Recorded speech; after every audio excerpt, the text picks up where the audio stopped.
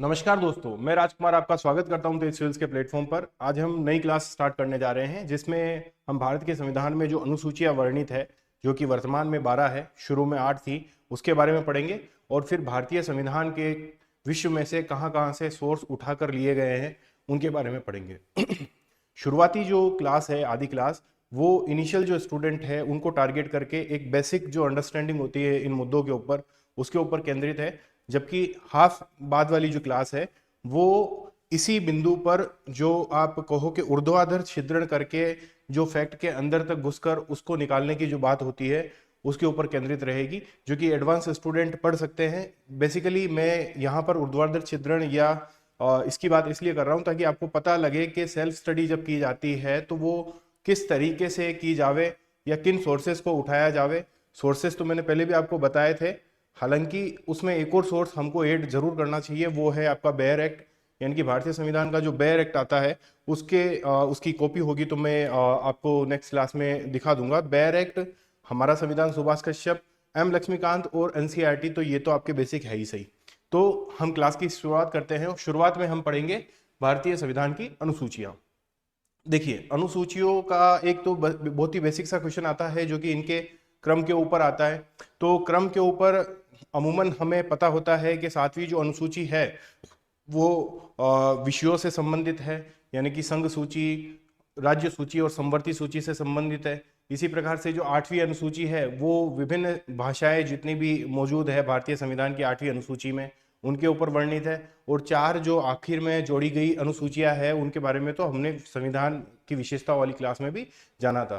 तो मोस्टली हमें जो समस्याएं आती है वो शुरुआती छह जो अनुसूचियां है उनको लेकर समस्या आती है। तो उनकी एक शॉर्ट ट्रिक मैंने खुद बनाई है, एक तो वो है, और एक इंग्लिश मीडियम वालों के लिए एक अलग से ट्रिक है। तो उस ट्रिक को भी आप देख सकते हैं। मैं हिंदी मीडियम वाली जो ट्रिक है उसको एक्सप्लेन करने की कोशिश करता हूं। तो सबसे पहले हम अगर देखें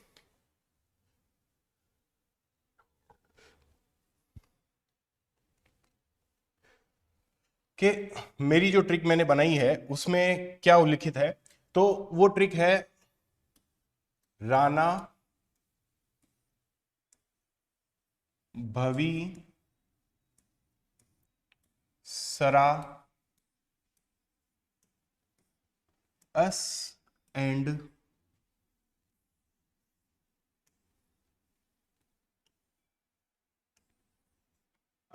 टी अमी मैत्री।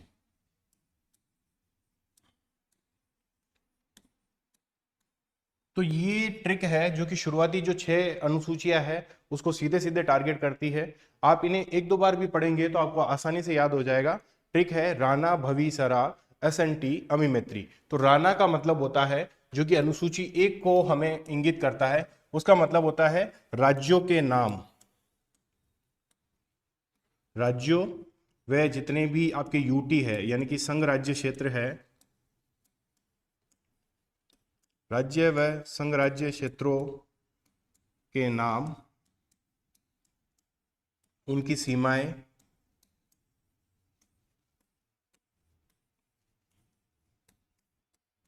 वह उनके न्यायिक क्षेत्र, यानी कि उनकी जुरिस्डिक्शन कहाँ तक फैली हुई है उसके बारे में है। तो कुल मिलाकर जो पहली अनुसूची है वो इससे डील करती है कि भारत में कितने राज्य हैं। जैसे कि वर्तमान में 28 राज्य है, कितनी अनुसूचियां है, तो अभी जितनी भी 9 अनुसूचियां है तो उनके बारे में जो है आपको यहाँ पर देखने को मिलेगा कि राज्यों और संघराज्य क्षेत्रों के नाम देखने को मिलेंगे, उनकी सीमाएं कहाँ कहाँ पर लगती है वो देखने को मिलेगी, उनकी लोकेशन देखने को मिलेगी, और उनका न्यायिक क्षेत्र कितना फैला हुआ है, मतलब उनका जुरिस्डिक्शन कितनी क्षेत्र में फैला हुआ है, उस बारे में आपको जानकारी मिलेगी अनुसूची एक के अंदर। जब हम थोड़ा सा एडवांस इसमें जाएंगे तो हम बेयर एक्ट के अंदर से जो है वो एग्जाम्पल उठा के आपको सीधे तौर पर दिखाएंगे। दूसरी जो अनुसूची है वो है भत्ते और विशेषाधिकार। तो ये जो दूसरी अनुसूची है भत्ते व विशेषाधिकार,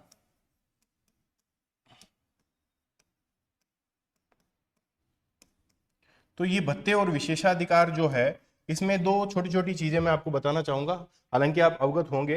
परंतु देखो, केंद्र में तो होती है संसद। क्या होती है केंद्र में? संसद होती है। इसी प्रकार राज्य में जो होती है वो होती है आपके राज्य विधान मंडल होता है। यानी कि जो विधायिका होती है, ये केंद्र में विधायिका संसद होती है, ये राज्य में विधायिका राज्य विधानमंडल होती है। केंद्र में जो दो सदन है वो है आपके, अच्छा संसद जो है वो किस किस से मिलकर बनी हुई है, तो एक तो होता है इसमें राष्ट्रपति, ये वाली चीजें बहुत ही जरूरी है कि संसद में कौन कौन भाग होता है।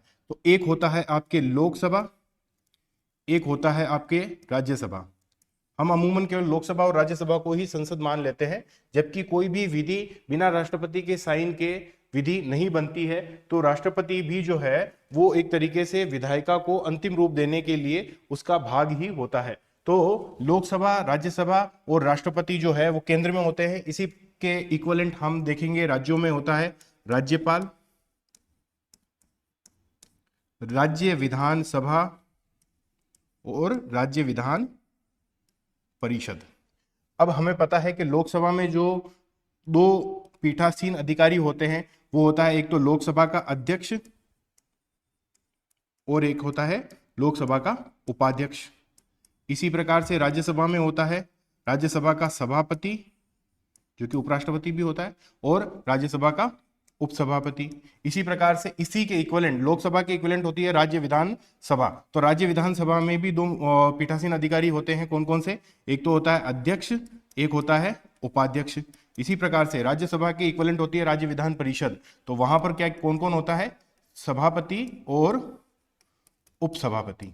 तो यहां पर किन किन जो व्यक्ति है उनके भत्ते व विशेषाधिकार वर्णित है। तो ये जो मैंने आपको स्टोरी सुनाई है यहाँ पर वो सारे के सारे नाम वर्णित है कि यहाँ पर भत्ते और विशेषाधिकार जो हमें मिलेंगे वो मिलेंगे राष्ट्रपति के, राज्यपाल के, लोकसभा के अध्यक्ष के, लोकसभा के उपाध्यक्ष के, मतलब राज्यसभा के सभापति के, राज्यसभा के उपसभापति के, राज्य विधानसभा के अध्यक्ष के, राज्य विधानसभा के उपाध्यक्ष के, राज्य विधान परिषद के सभापति के और राज्य विधान परिषद के उपसभापति के। इसके अलावा आपको पता है कि जो केंद्र है वहां पर सुप्रीम कोर्ट के जज, सुप्रीम कोर्ट के न्यायाधीश होते हैं, सुप्रीम कोर्ट के जज होते हैं, ठीक है, और सुप्रीम कोर्ट का मुख्य न्यायाधीश होते हैं।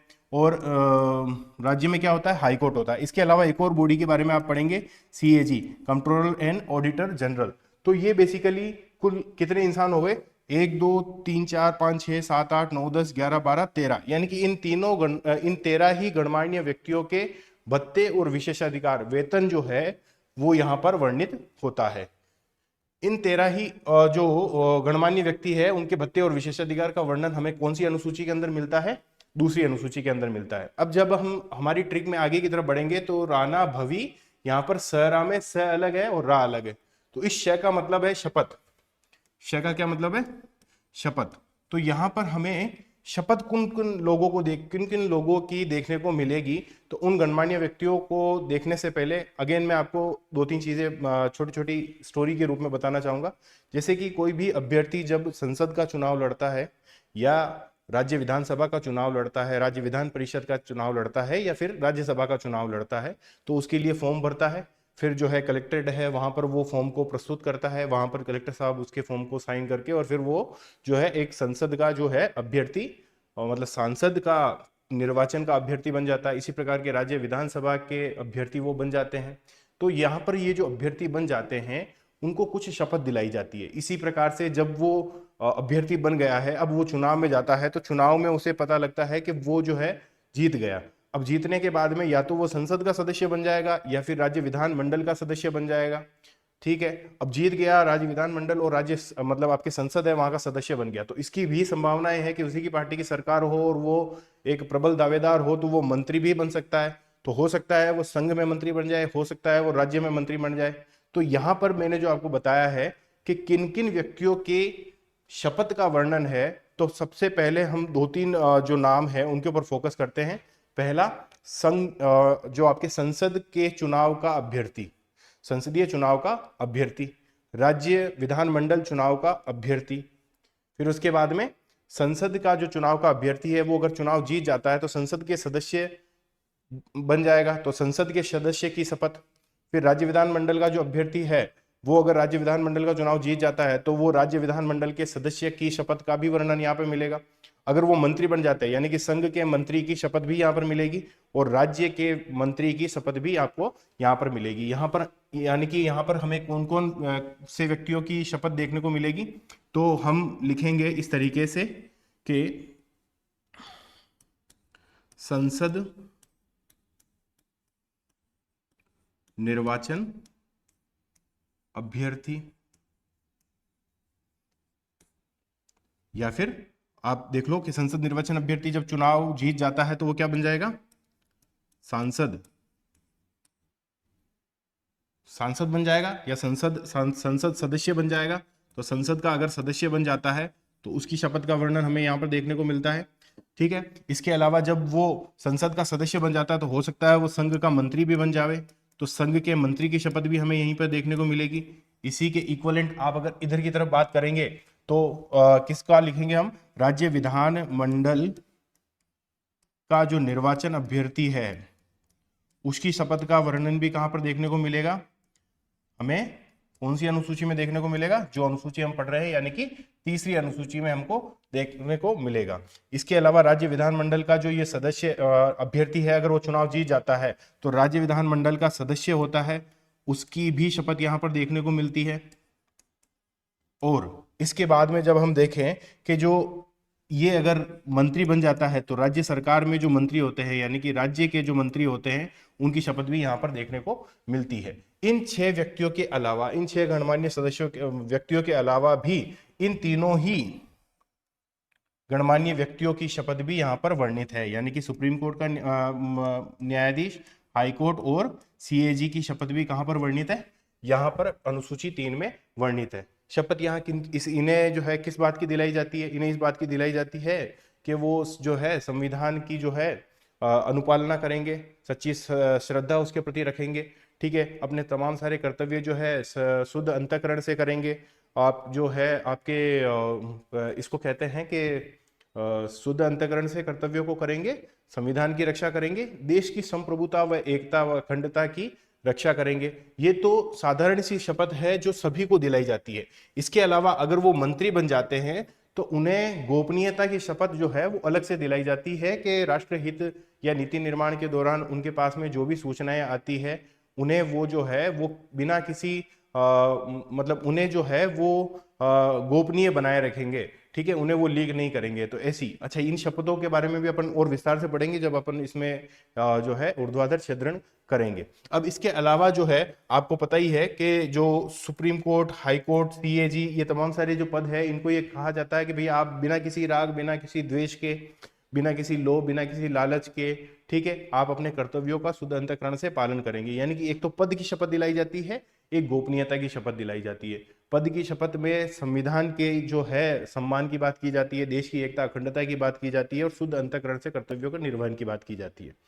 पद गोपनीयता की शपथ में क्या कि गोपनीय रखने के बारे में बात की जाती है कि आपके पास में जो भी सूचनाएं या राष्ट्रहित के जो भी मामले आते हैं आप उनको गोपनीयता उनमें बरकरार रखेंगे। तो हमारी ट्रिक जो है राणा, भवी, सरा, एस.एन.टी, अमी मैत्री, उसमें हमने शुरुआती 3 अनुसूचियां पढ़ ली है, जिसमें पहली अनुसूची है राज्यों व संघराज्य क्षेत्रों के नाम, उनकी सीमाएं और उनके न्यायिक क्षेत्र। भवी, भवी मतलब मतलब भत्ते, भी मतलब विशेषाधिकार किन किन का, तो ये 13 गणमान्य व्यक्तियों का। शपथ किन की, तो ये 6 और 3 9 गणमान्य व्यक्तियों की। यहाँ पर आप देखो कि राष्ट्रपति और राज्यपाल दोनों का नाम नहीं है।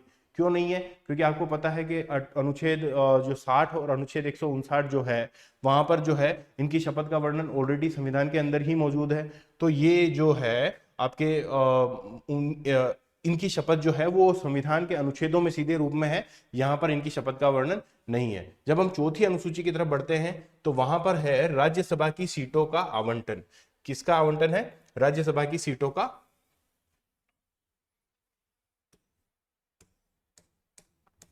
राज्यसभा की सीटों का आवंटन। अब ये राज्यसभा की सीटों का आवंटन जो है आपको कहां पर देखने को मिलेगा? चौथी अनुसूची में देखने को मिलेगा कि उत्तर प्रदेश को 31 सीटें राज्यसभा में मिली हुई है, राजस्थान को 10 सीटें मिली हुई है, सिक्किम और जो तमाम सारे नॉर्थ ईस्ट के सिवाय असम के छोड़ के दूसरे सारे के सारे जो स्टेट है या गोवा स्टेट है उनको एक एक सीट मिली हुई है। आप देखोगे कि दिल्ली को 3 सीट मिली हुई है, जम्मू कश्मीर को 4 सीट मिली हुई है, ठीक है। और इसी प्रकार से आप देखोगे कि असम जो है उसको 7 सीट मिली हुई है, ठीक है। तो इसको और इसके बारे में और ज़्यादा जब वो देखेंगे अपन तो और ज़्यादा एनालिसिस कर लेंगे। तो ये जो राज्यसभा की सीटों का जो आवंटन है वो कहाँ पर देखने को मिलता है, हमको चौथी अनुसूची में देखने को मिलता है। जब हम एस एंड टी की फुल फॉर्म देखते हैं तो एस का मतलब होता है शेड्यूल्ड, टी का मतलब होता है ट्राइबल, यानी कि अनुसूचित और जनजातीय क्षेत्रों का वर्णन हमें कौन सी अनुसूची में देखने को मिलता है, 5वीं अनुसूची में देखने को मिलता है। यहाँ पर जो जितने भी अनुसूचित और जनजातीय क्षेत्र है उनका प्रशासन किस प्रकार से किया जाएगा, उनका नियंत्रण किस प्रकार से किया जाएगा, उनका वर्णन जो है हमें 5वीं अनुसूची में देखने को मिलता है। इसी प्रकार से जब अगली ट्रिक की तरफ हम बढ़ेंगे तो ए का मतलब है असम, मी का मतलब है मिजोरम, मे का मतलब है मेघालय और त्री का मतलब है त्रिपुरा।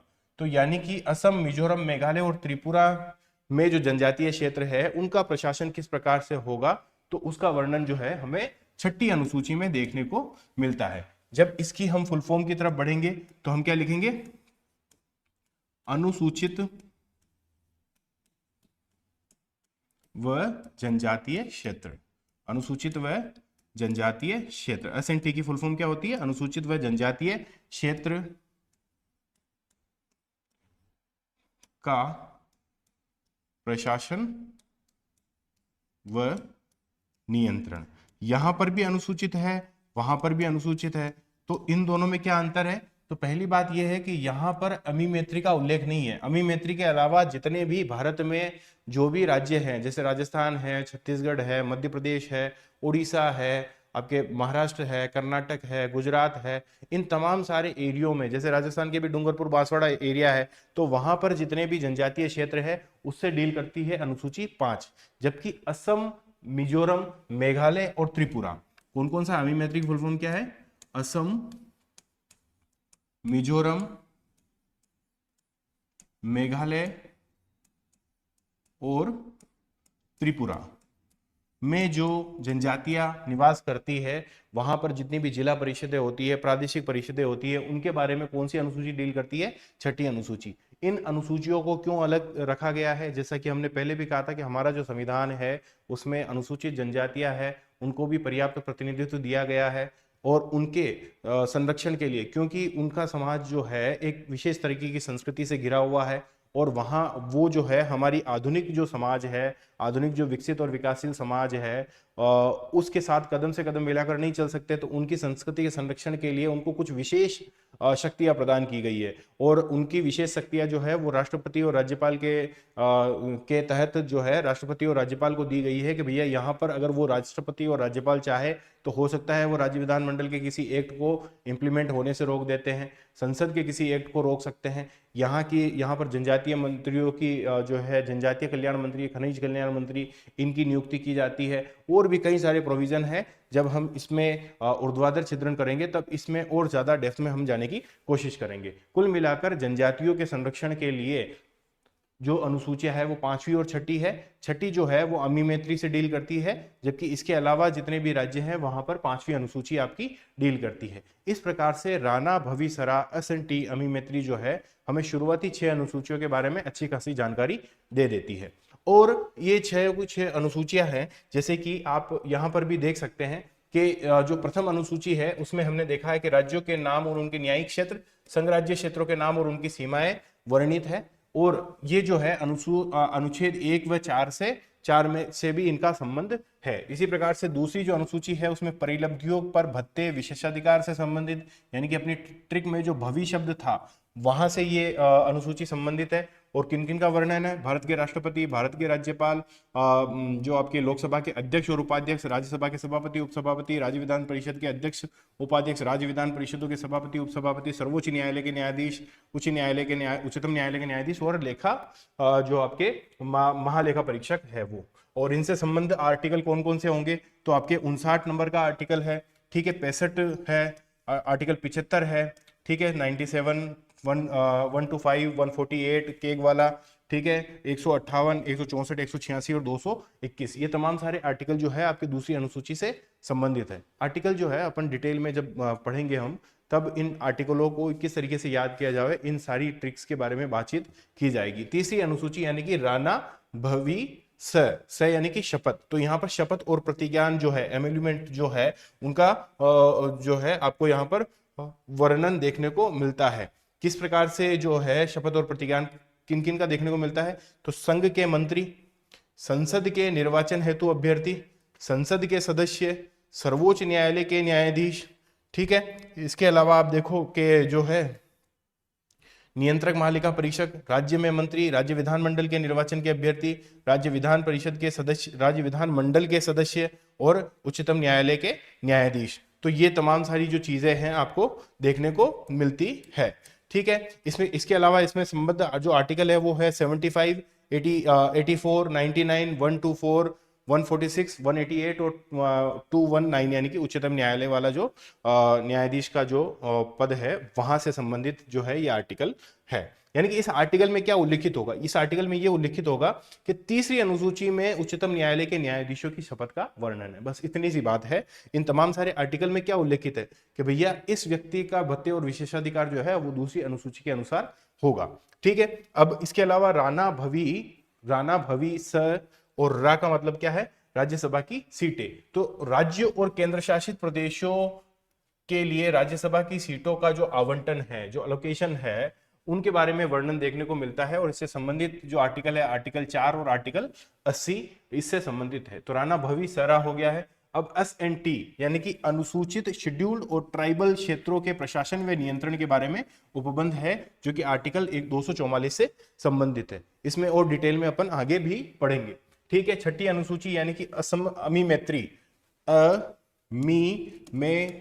यानी कि असम, मेघालय, मिजोरम और त्रिपुरा राज्यों के जनजातीय क्षेत्रों के प्रशासन के बारे में उपबंध कहां पर देखने को मिलते हैं? हमें 244 और 275 में भी देखने को मिलते हैं। और छठी अनुसूची में इनके प्रावधान बहुत ही डिटेल में दिए गए हैं, ठीक है। इसके बारे में भी और डिटेल में हम पढ़ेंगे। अब हम बात करते हैं सातवीं अनुसूची के बारे में।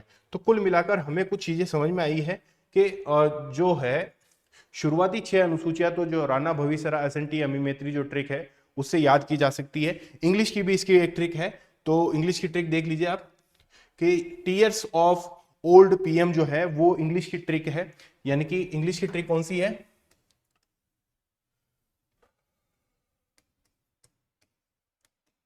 टीयर्स ऑफ ओल्ड PM जो है वो इंग्लिश की ट्रिक है, ठीक है। अपने जो ये 6 जो है वो तो ये हो गई, ठीक है, राणा भविसरा। और हम अगर हिंदी की आगे वाली ट्रिक देखना चाहें तो फोल्ड PM भी हम बना सकते हैं, ठीक है। अब ये फोल्ड PM क्या होती है? तो M का मतलब होता है म्युनिसिपैलिटी, P का मतलब होता है पंचायत, D का मतलब होता है एंटी डिफेक्शन यानी कि डिफेक्शन, L का मतलब होता है आपके हाँ नवी अनुसूची लैंड रिफॉर्म, ठीक है। O का मतलब होता है आपके जो 8वीं अनुसूची है यानी कि ऑफिशियल लैंग्वेज, ठीक है। F का मतलब होता है यानी कि फेडरल सिस्टम, ठीक है। और फेडरेशन के जो विषय है वो, ठीक है। यहाँ पर जो है आप देखो यहाँ पर टेरिटरी, ये जो है उनके जो भी भत्ते और विशेषाधिकार यानी कि इमोल्यूमेंट जो है वो, यहाँ पर अफर्मेशन यानी कि शपथ, ठीक है। यहाँ पर जो है उनकी राज्यसभा की सीटों का अलोकेशन, यहाँ पे शेड्यूल्ड एरिया, यहाँ पर अदर बैकवर्ड एरिया। तो इस प्रकार से ये जो इंग्लिश वाली जो ट्रिक है टीयर्स ऑफ ओल्ड PM, ये वाले भी इंग्लिश वाले स्टूडेंट देख सकते हैं। अब हम क्या है कि 7वीं अनुसूची की तरफ बढ़ रहे हैं। देखिए जो 7वीं अनुसूची है उसमें भारतीय संविधान में मूलतः 3 अनुसूचियां विद्यमान है। और ये तीनों जो अनुसूची है वो किससे संबंधित है? तो तीनों अनुसूचियां संबंधित है, एक तो है संघ सूची जिस पर कि संसद को कानून बनाने का अधिकार होता है, एक होती है आपकी राज्य सूची जिसको राज्य विधानमंडल को कानून बनाने का अधिकार होता है, एक होती है समवर्ती सूची जिस पर संसद और राज्य विधानमंडल दोनों को ही कानून बनाने का अधिकार होता है। परंतु यदि संसद और राज्य विधानमंडल द्वारा बनाए गए कानून में अगर टकराव होता है तो आपकी संसद का कानून मान्य होता है। देखो तो जो संघ सूची है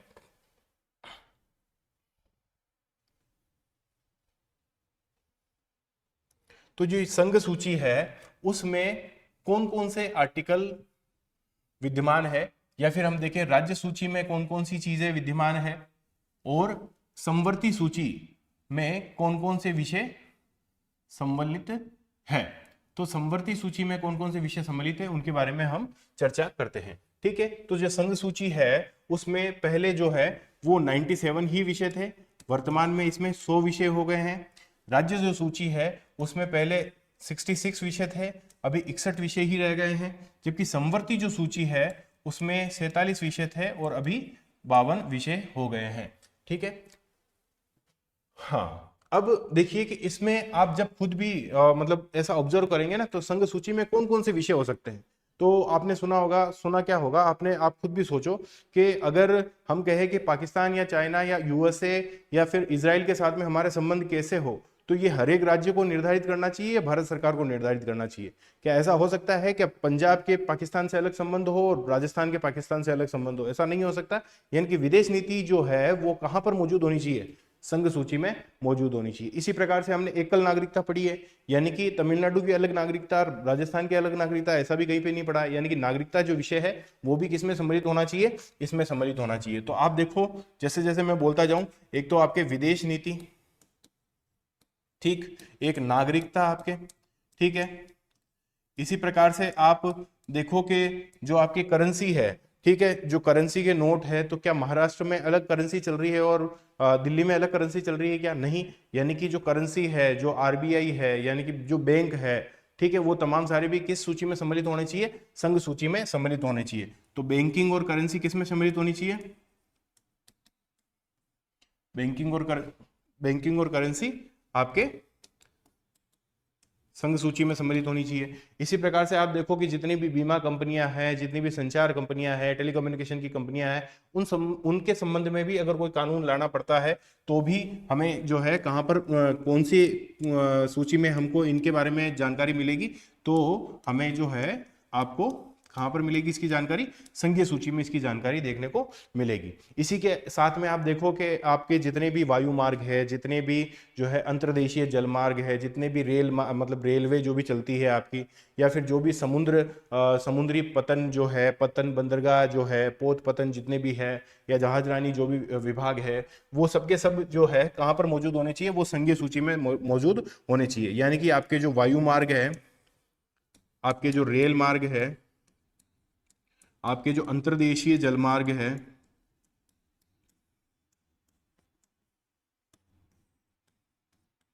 आपके जो बंदरगाह व पोत पतन है,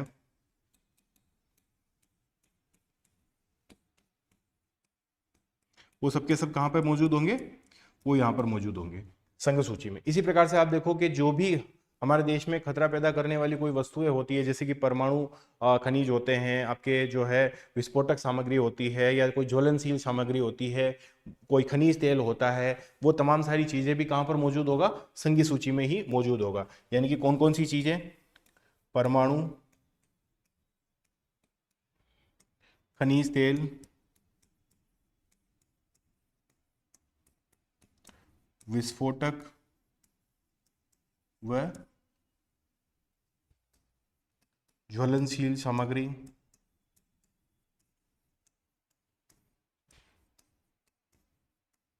ये तमाम सारे विषय कहां पर मौजूद होंगे? आपके संघ सूची में मौजूद होंगे। इसी प्रकार से आप देखो कि जितने भी बाट और मापतोल के जो उपकरण है, उनके बारे में जो मानक निर्धारित किया जाता है, वो भी जो है आपके संघीय सूची का ही विषय है। यानी कि बाट मापतोल के मानक निर्धारण, बाट व मापतोल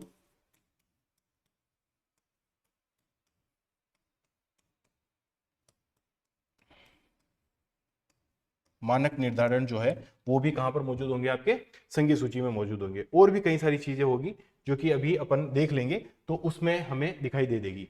अभी फिलहाल हम दूसरी अनुसूची की बात करते हैं। तो आप देखो कि जैसे राज्य सूची की जब बात होती है, या फिर आप संघ सूची की ही बात देख लो, जैसे कि राज्य सूची में कृषि जो विषय है, या कृषि से होने वाली जो आय है, वो राज्य सूची का विषय होता है।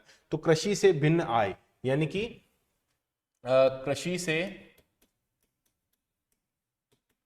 भिन्न आय ले लो आप, ठीक है। जितने भी बड़े बड़े कॉर्पोरेट जो होते हैं उनके ऊपर निगम कर लगाया जाता है, तो निगम कर ले लो आप। निगम कर, आपके स्टाम्प और जो होते हैं उनके ऊपर जो कर लगाया जाता है, स्टाम्प और बैंकिंग जो भी होते हैं, क्या बोलते हैं उनको, ठीक है, जो स्टाम्प्स जो होते हैं उनके ऊपर जो कर लगाया जाता है, वो जो है वो भी कहाँ से संबंधित होता है? संघीय सूची से संबंधित होता है। तो यहाँ पर आप अगर राज्य सूची की बात करेंगे तो राज्य सूची में कौन कौन से विषय सम्मिलित है? राज्य सूची में लोक व्यवस्था, लोक जो है लोक सेवा या पुलिस प्रशासन, इस प्रकार के लोक स्वास्थ्य, इस प्रकार के विषय जो कि जनता से सीधे जुड़े हुए होते हैं, ठीक है, वो तमाम सारे विषय कहां पर सम्मिलित मिलेंगे? हम उनको राज्य सूची में मिलेंगे। जैसे कि आपने सुना होगा लोक सेवा, ठीक है, लोक स्वास्थ्य,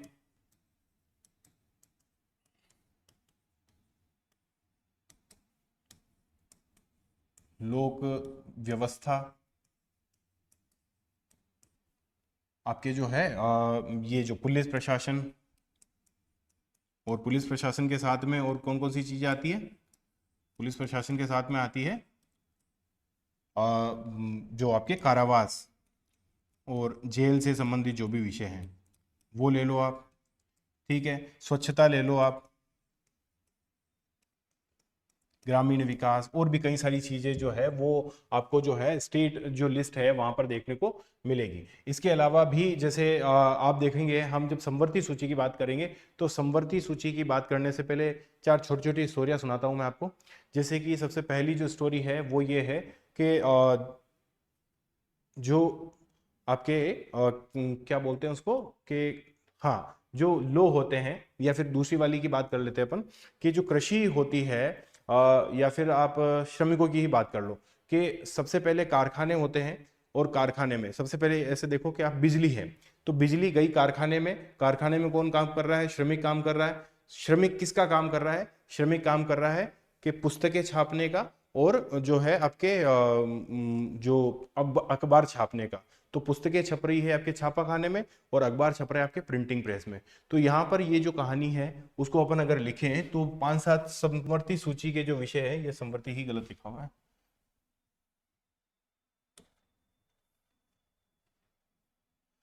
ठीक है। तो पांचवी जो ये जो अभी कहानी अपन ने सुनी है, यानी कि बिजली थी और बिजली गई है कारखाने में। कारखाने में कौन काम कर रहे हैं? श्रमिक काम कर रहे हैं। और ये जो श्रमिक काम कर रहे हैं वो क्या काम कर रहे हैं? एक तो जो है अखबार छापने का काम कर रहे हैं, और एक और काम किसका कर रहे हैं? पुस्तकें छापने का। और अखबार कहाँ पर छपते हैं? छापा खाना में, और पुस्तकें प्रिंटिंग प्रेस में। तो ये जो 6-7 विषय हैं वो सारे के सारे कहाँ से संबंधित है? आपके समवर्ती सूची से संबंधित है। एक और ट्रिक की तरफ हम देखते हैं कि जैसे अगर हम हमारे देश का सामाजिक और आर्थिक विकास करना चाहते हैं तो हमें क्या करना पड़ेगा? जनसंख्या नियंत्रण करनी पड़ेगी। और जनसंख्या नियंत्रण के लिए हमें क्या करना पड़ेगा? परिवार कल्याण की तरफ बढ़ना पड़ेगा। तो यानी कि ये जो तीनों विषय हैं, यानी कि सामाजिक आर्थिक विकास,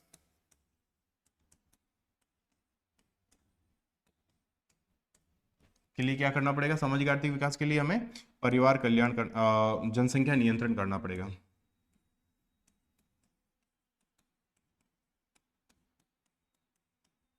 और जनसंख्या नियंत्रण कैसे होगा?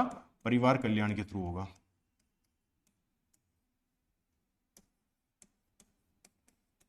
ठीक है। इसके अलावा जैसे एक तो ये कहानी हो गई, दूसरी ये कहानी हो गई।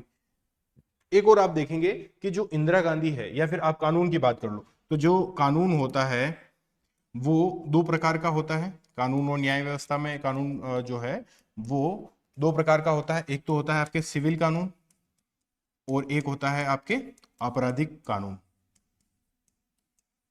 यानी कि ये देखो, इन स्टोरियों को इतना ज्यादा सीरियस नहीं लेना है।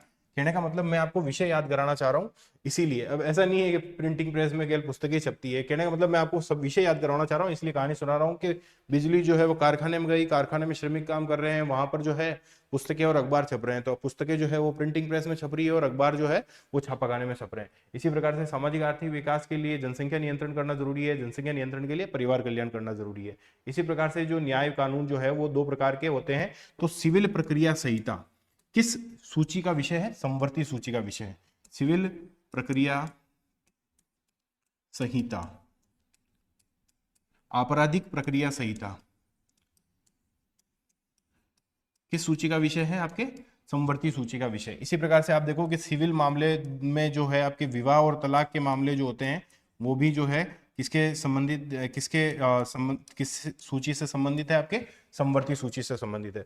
अब जो चौथी बात है वो ये है कि आपको पता है कि 42वां संविधान संशोधन के तहत इस सूची के ये जो 5 विषय है वो उठाकर किस सूची में डाल दिए गए हैं? इस सूची में डाल दिए गए हैं। और ये 42वें संविधान संशोधन 1976 के तहत इंदिरा गांधी ने ये पांचों के पांचों विषय उठाकर समवर्ती सूची में डाल दिया है। समवर्ती सूची में डाल देने के कारण ही ये जो है कौन कौन से वो विषय थे जिन पर कि अब केंद्र और राज्य दोनों के दोनों ही कानून बना सकती है। तो वो विषय है, पहला उसमें है शिक्षा।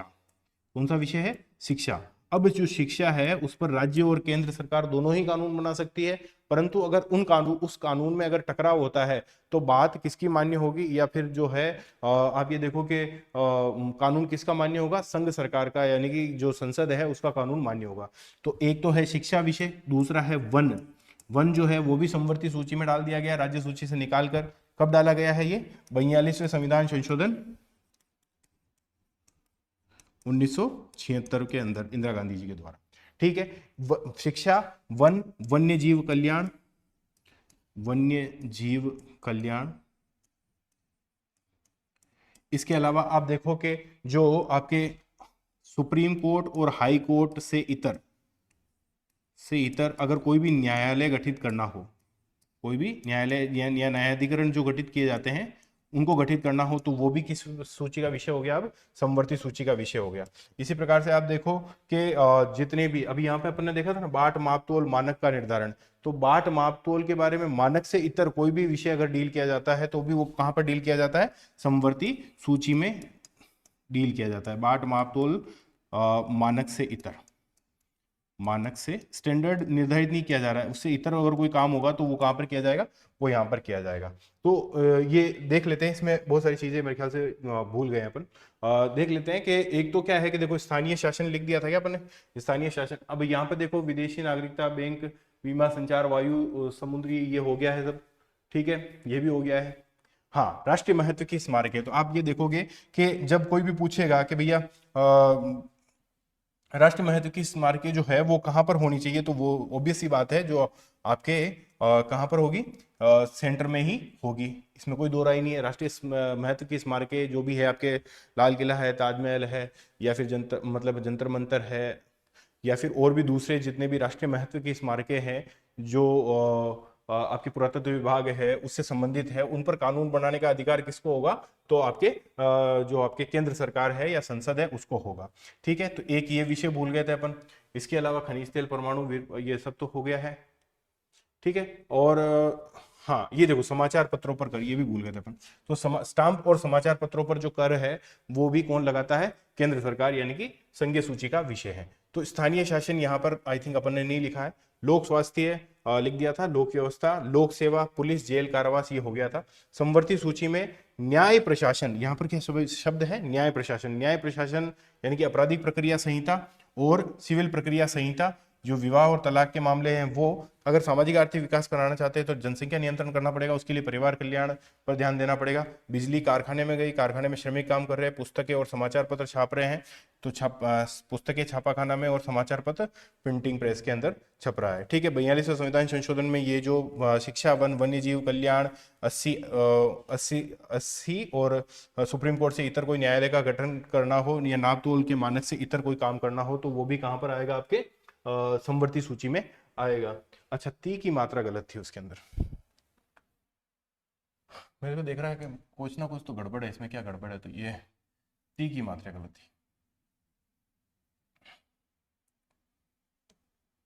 समवर्ती सूची। ठीक है, तो समवर्ती सूची के बारे में यहाँ पर जो है वो जिक्र था। कभी कभी ऐसी मिस्टेक्स हो जाती है जो फिर आइडेंटिफाई करने पर भी नहीं होती है।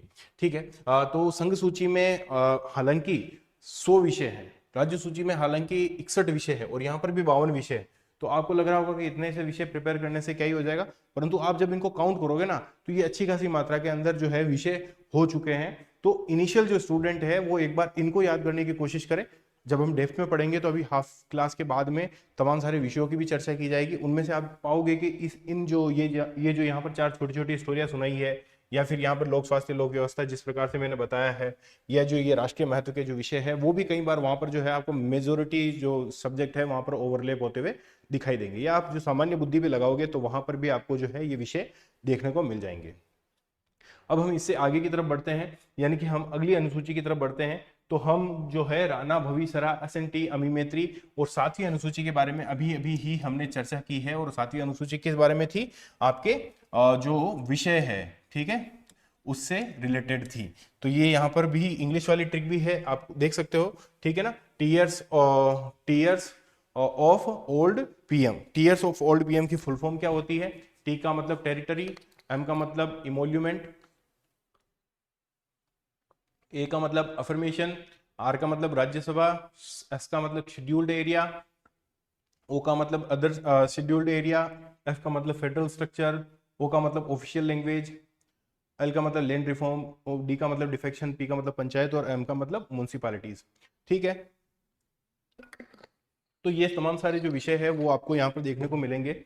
अब इसके बाद में हम अगली अनुसूची की तरफ बढ़ना चाहेंगे, यानी कि 8वीं अनुसूची की तरफ बढ़ना चाहेंगे। तो 8वीं अनुसूची में हम देखते हैं कि हम कितना, हाँ देखो 8वीं अनुसूची में क्या है कि तमाम सारी भारत में जितनी भी 8वीं अनुसूची में भाषाएं हैं उनके बारे में मतलब है जानकारी मौजूद है। तो आप देखो भारत की भाषाओं के बारे में आप मैक्सिमम चीजें तो जानते ही होंगे। जैसे कि भारत में जो है वो मूलतः 14 भाषाएं थी, परंतु वर्तमान में 22 भाषाएं हैं। तो वो 22 भाषाएं किस प्रकार से कन्वर्ट हुई, सबसे पहले अपन 14 भाषाओं के बारे में ही देख लेते हैं। तो आपको पता है कि कश्मीर में कश्मीरी बोली जाती है, पंजाब में पंजाबी बोली जाती है, इसी प्रकार से आपको पता है कि यहाँ पर गुजराती बोली जाती है। और गुजराती से पहले आप यहाँ पर लिख लो, जैसे एक तो हिंदी है आपके, एक आपके संस्कृत है, एक आपके उर्दू है। ठीक है, तो गुजराती 1 2 3 4 5 6 7वीं गुजराती, 8वीं मराठी, 9वीं आपकी कन्नड़, 10वीं आपकी जो है मलयालम,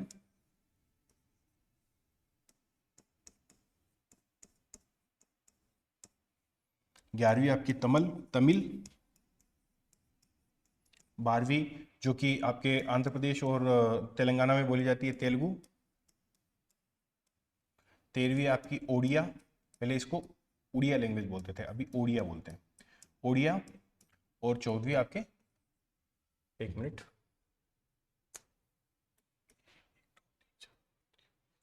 अच्छा ये यहाँ पर मतलब गिनती जो है वो डिस्टर्ब हो गई थी। ठीक है, कोई बात नहीं। तो आप जो है यहाँ पर 7वीं जो है वो असमिया लिख देंगे अपन। ठीक है, यहाँ पर ये जो है आपके बांग्ला, 14वीं बांग्ला, और 7वीं जो है आपकी क्या है, असमिया। ठीक, अच्छा, अब ये जो तमाम सारी लैंग्वेज आपको दिखाई दे रही है, इसके अलावा भी इन 14 लैंग्वेज के अलावा भी जो है आपको कई सारी दूसरी लैंग्वेज भी देखने को मिलेगी।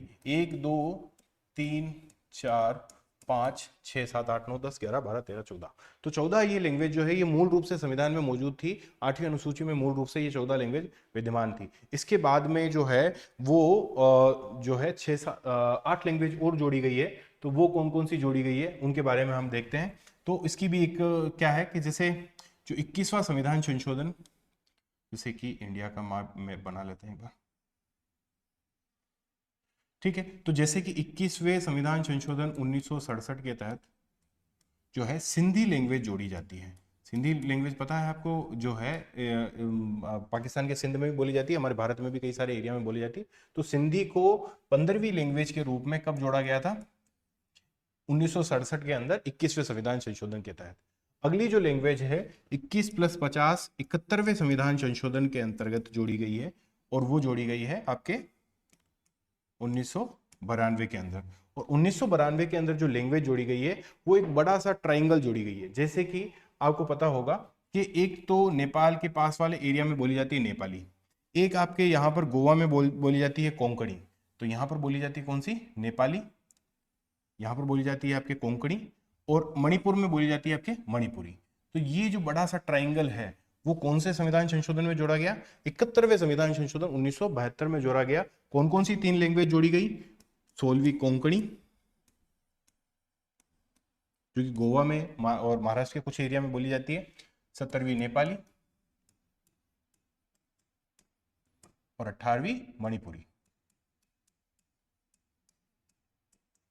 ठीक है, इसके बाद में देखो ये 92, तो 92वें संविधान संशोधन 2003 के अंदर 4 लैंग्वेज और जोड़ी गई। तो ये पहले बड़ा ट्रायंगल पहले जोड़ा गया, फिर जोड़ा गया इसके बीच में छोटा ट्रायंगल।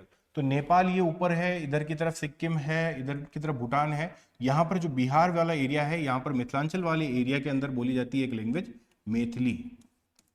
कौन सी लैंग्वेज बोली जाती है? मैथिली। तो मैथिली लैंग्वेज, और आपको पता है कि चिकन नेक वाला जो एरिया है, वेस्ट बंगाल का ऊपर वाला एरिया, या फिर जो है सिक्किम के नीचे की तरफ वाला एरिया, वहां पर बोडोलैंड विवाद काफी ज्यादा है। तो वहां की लैंग्वेज बोडो जो है वो भी जोड़ी गई है 92वें संविधान संशोधन 2003 में। इसके बाद अलावा आपने हिस्ट्री में एक संथाल विद्रोह सुना होगा, तो संथाली लैंग्वेज भी जो है आपके इसी में जोड़ी गई है। यानी कि ये जो छोटा ट्राइंगल है वो कब जोड़ा गया है? 92वें संविधान संशोधन 2003। एक और चीज ध्यान रखनी है कि इस जो छोटे वाले ट्राइंगल है उसके एक पूंछ जो है वो आपके यहाँ पर हिमाचल प्रदेश और कश्मीर में जो डोगरी भाषा बोली जाती है वो भी है। यानी कि ये जो चारों लैंग्वेज है वो कौन से संविधान संशोधन में जोड़ी गई? 92वें संविधान संशोधन 2003 के अंदर छोटा ट्राइंगल जोड़ा गया। झारखंड के संथाल वाले एरिया में संथाली, बिहार से सटा हुआ जो एरिया, नेपाल का सटा हुआ एरिया, वहां पर मिथिलांचल वाले एरिया में मैथिली, बोडो वाले बोडोलैंड वाले एरिया में बोली जाने वाली बोडो, और हिमाचल प्रदेश और कश्मीर में बोली जाने वाली, पहाड़ी राज्यों में बोली जाने वाली लैंग्वेज डोगरी। तो ये सारी की सारी यानी कि 19, 20, 21 और 22 इस प्रकार से जो 8वीं अनुसूची है उसमें ये 22 लैंग्वेज जो है हमारे संविधान में वर्णित है। कौन कौन सी लैंग्वेज वर्णित है तो वो हमने यहाँ पर देखी है। अब इसको और थोड़ा वहां पर देख लेते हैं हम जहां पर लिखा हुआ है। तो तीसरी अनुसूची के बाद में चौथी अनुसूची और 7वीं अनुसूची में हमें पता ही है कि यहाँ पर थोड़ा सा जो है ये कहीं जहां पर एडिट नहीं हो रखा वहां से, तो मूल रूप से इसमें 97 थे और अभी कितने हैं? अभी 100 विषय हैं। राज्य सूची में मूल रूप से 66 थे, मगर अभी कितने हैं? 61 विषय हैं। और जो है आपके यहाँ पर मूल रूप से 47 थे और अभी 52 विषय हैं के संदर्भ में राज्य और केंद्र के बीच में शक्तियों का वितरण विद्यमान है। और अनुच्छेद कौन सा संबंधित है? आपके 246 संबंधित है। यहाँ पर कई सारे अपन ने जो है आपके जो है ये भी पढ़ लिए हैं अपन ने कि कौन कौन से विषय सम्मिलित है। तो ये तमाम सारे जो विषय हैं वो सम्मिलित हैं। ठीक है, इसके अलावा इसके बाद में हम देखते हैं कि 8वीं अनुसूची में क्या सम्मिलित है। तो 8वीं अनुसूची में संविधान द्वारा मान्यता प्राप्त भाषाएं हैं। संविधान द्वारा क्या है? मान्यता प्राप्त भाषाएं। मूल रूप से कितनी थी? 14 थी, मगर फिलहाल उसमें कितनी है? 22 है। और ये भाषाएं कौन कौन सी है? तो असमिया, बांग्ला। अब आप जो है वो सीधे लिंक कर सकते हो कि तमाम सारी भाषाएं अपन पढ़ चुके हैं। असमिया, बांग्ला, बोडो, डोंगरी ये बाद में जोड़ी गई है ना। गुजराती, हिंदी, कन्नड़, कश्मीरी, कोंकणी ये भी बाद में जोड़ी गई है। ठीक है, मैथिली बाद में, मलयालम, मणिपुरी बाद में। ठीक है, मराठी, नेपाली बाद में, ओडिया, पंजाबी, संस्कृत, संथाली बाद में, सिंधी बाद में, तमिल, तेलुगु और उर्दू ये तमाम सारी भाषाएं जोड़ी गई है। यहाँ पे अलग से भी लिखा हुआ कि सिंधी भाषा जो है वो आपके 1967 में 21वें संविधान संशोधन अधिनियम द्वारा जोड़ी गई। कोंकणी, मणिपुरी और नेपाली जो बड़ा सा ट्राइंगल अपने पढ़ा था वो 1992 में 71वें संविधान संशोधन के द्वारा जोड़ा गया। बोडो, डोगरी, मैथिली और संथाली छोटा ट्राइंगल और उसकी एक पहुंच जो उसकी एक पूंछ है वो कब जोड़ी थी हमने? 2003 के अंदर 92वें संविधान संशोधन के द्वारा जोड़ी गई। और उड़िया का नाम 2011 में बदलकर क्या कर दिया गया? ओडिया बदल दिया गया। और ये जो संबद्ध अनुच्छेद है वो 344 और 351 यहाँ से संबंधित है। तो कुल मिलाकर ये जो चीजें हैं ये वाली, तो वो 21वां संविधान संशोधन, 21 + 50 71वां संविधान संशोधन 1992। और 1992 के वापस यहाँ पे क्या आ गया? 92वें संविधान संशोधन 2003। तो ये इस प्रकार से जो है हम जो है आपस में इनको इंटरलिंक करके याद करने की कोशिश कर सकते हैं। ठीक है, तो ये विषय हो गए 7वीं अनुसूची में। 8वीं अनुसूची में क्या हो गए? भाषाएं, संविधान में मान्यता प्राप्त भाषाएं।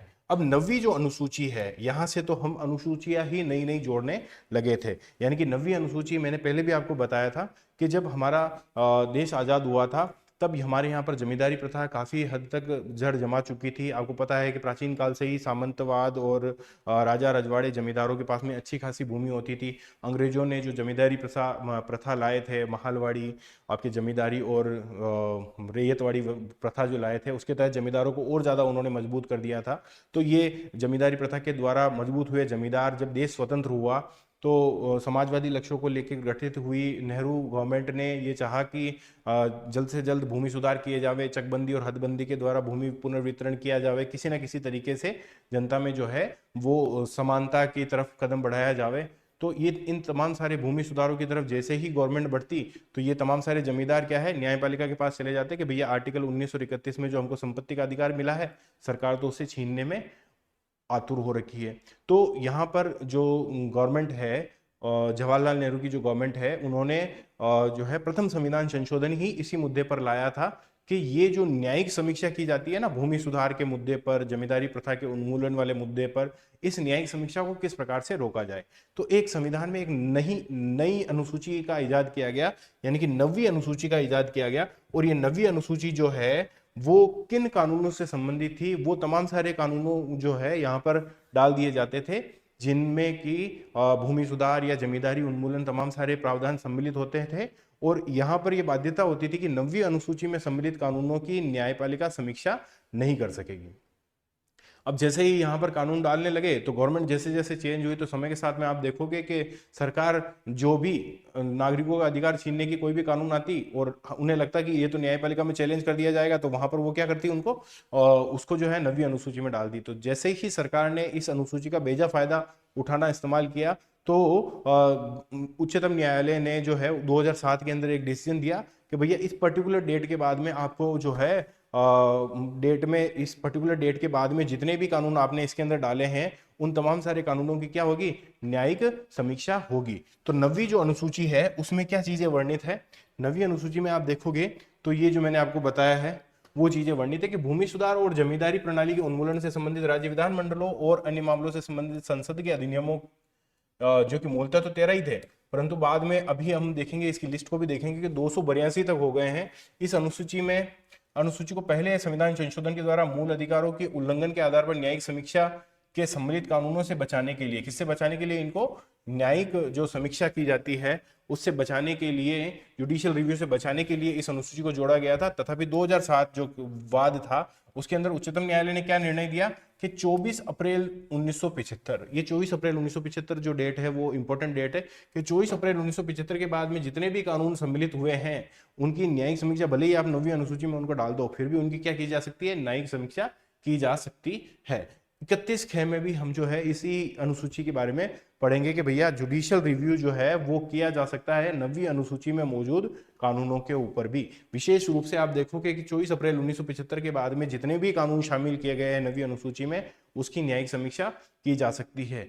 आप एक जो है सेंटेंस उसको ये देख सकते हो, मान सकते हो कि भैया हर एक चीज की न्यायिक समीक्षा की जाती है। न्यायिक समीक्षा का मतलब ये थोड़ा ना कि सरकार के इच्छाओं का गला घोट ही दिया जाएगा। न्यायिक समीक्षा में केवल ये चीज देखी जाती है कि क्या ये कानून या ये आदेश या ये विधि संविधान का उल्लंघन कर रही है कि नहीं कर रही है। अगर वो संविधान सम्मत है तो न्यायिक समीक्षा उसका क्या बिगाड़ लेगी, अगर वो संविधान विरुद्ध है तो न्यायिक समीक्षा उस पर रोक लगा देगी। तो ये वाली जो बात है वो 9वीं अनुसूची में सम्मिलित है। अब 10वीं अनुसूची देखो, हरियाणा में एक विधायक हुए थे गयाराम।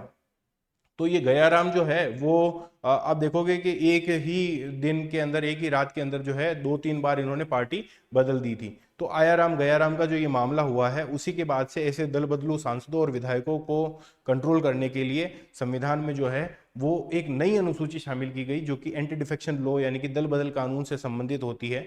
इसमें ये प्रावधान किया गया कि जब तक किसी भी दल के 1/3 सदस्य उस दल से अलग नहीं होते, 52वें संविधान संशोधन में ये निर्धारित किया गया था कि जब तक 1/3 सदस्य उस दल से अलग नहीं होते तब तक उस दल बदल को वैध नहीं माना जाएगा। यानी कि सपोज किसी पार्टी के पास में 75 सांसद या विधायक है, तो उसके अगर 24 विधायक ही टूटकर किसी अन्य पार्टी में जा रहे हैं ना, तो वो अवैध घोषित होंगे। जबकि अगर वो कि वही 25 हो गए या 26 सांसद चले गए, तो फिर वो जो विघटन है या वो उनका जो जाना है वो वैध माना जाता है। तो फिर देखा गया कि ये जो है वो 25 सांसद तो बहुत ही आसानी से अलग हो जाते हैं। तो फिर बाद में एक और संविधान संशोधन लाया गया और उस संविधान संशोधन में ये बताया गया कि भैया 92वें संविधान संशोधन है, तो उसके अंदर ये बताया गया कि हाँ, संविधान संशोधन थोड़ा सा मिस हो गया आई थिंक। तो ये उस संविधान संशोधन में ये बताया गया कि आप जो है 2/3 सदस्य, यानी कि सपोज के किसी पार्टी के पास में 75 जो है मेंबर है, उन मेंबर में से आप अगर 50 सांसद जब तक टूटकर अलग नहीं हो रहे, 50 विधायक जब तक टूटकर अलग नहीं हो रहे, तब तक क्या करोगे, तब तक उसको वैध नहीं माना जाएगा। अगर उन 50 विधायक भी टूटकर अलग हो रहे हैं तो उसको वैध नहीं माना जाएगा, यानी कि जो है उसको अवैध कर दिया जाएगा। उन सांसदों की सांसदीय और विधायकी छीन ली जाएगी, उनको कोई मंत्री पद नहीं दिया जाएगा, हो सकता है उनका चुनाव पर भी बैन लग जाए। ऐसे कई सारे जो एंटी डिफेक्शन लॉ है उसके अंदर प्रावधान किया गया है। हालांकि इसके अंदर उल्लेख केवल 52वें विधायक संविधान संशोधन 1985 की ही बात की गई है कि दल विरोधी कानून भी कहा जाता है। संसद और विधानसभा के सदस्यों की निहरता के बारे में बताता है कि अगर कोई व्यक्ति बिना पार्टी की इच्छा के किसी दूसरे दल में की तरफ चला जाता है या किसी दूसरे दल के पक्ष में मतदान करता है, पार्टी लाइन की जो विप होती है उसकी पालना नहीं करता है, पार्टी लाइन के विपरीत जाकर जो है वोटिंग करता है या बातचीत करता है, और अगर पार्टी ने 15 दिन में उसको माफ नहीं कर दिया तो उसके खिलाफ एंटी डिफेक्शन लॉ की कार्रवाई स्टार्ट की जा सकती है।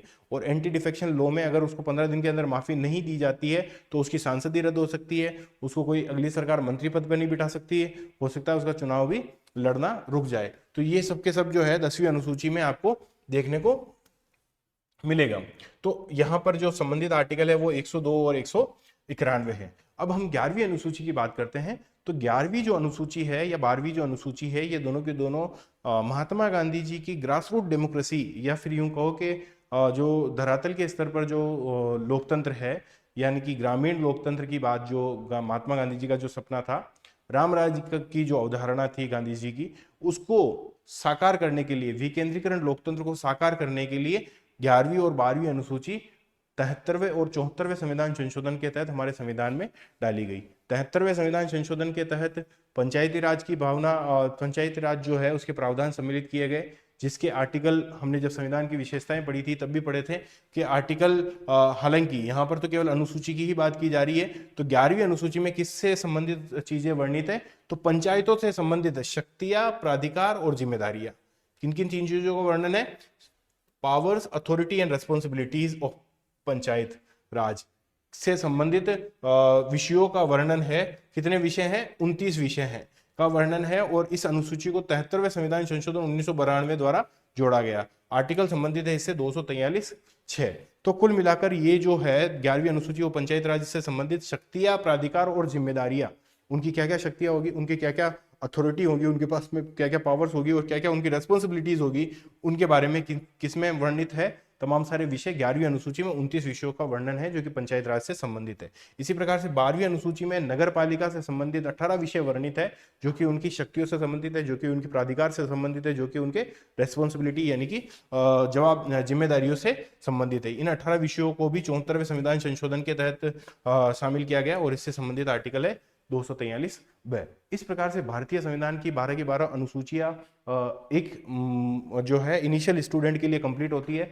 हालांकि हम जो है इसके बारे में और भी ज्यादा डेप्थ में जो है वो बाद में बात करने वाले हैं, परंतु अभी सबसे पहले हम भारतीय संविधान के स्रोत की तरफ बढ़ते हैं। देखिए, भारतीय संविधान के जो स्रोत है, जैसे कि मैंने पहले भी बताया था कि भारतीय संविधान के बारे में ऐसी आलोचना की जाती है कि भारतीय संविधान जो है एक उधार का थैला है। तो ये उधार का थैला क्यों कहा जाता है, कि क्योंकि कई सारे देशों से कई सारी चीज़ें हमने ली है। स्पेशली आपको पता है कि हमने 60% चीज़ें, यानी कि 2/3 चीज़ें जो है हमारे गवर्नमेंट ऑफ इंडिया एक्ट 1935 से ही ली है। जब गवर्नमेंट ऑफ इंडिया एक्ट 1935 की बात की जाती है तो गवर्नमेंट ऑफ इंडिया एक्ट 1935 में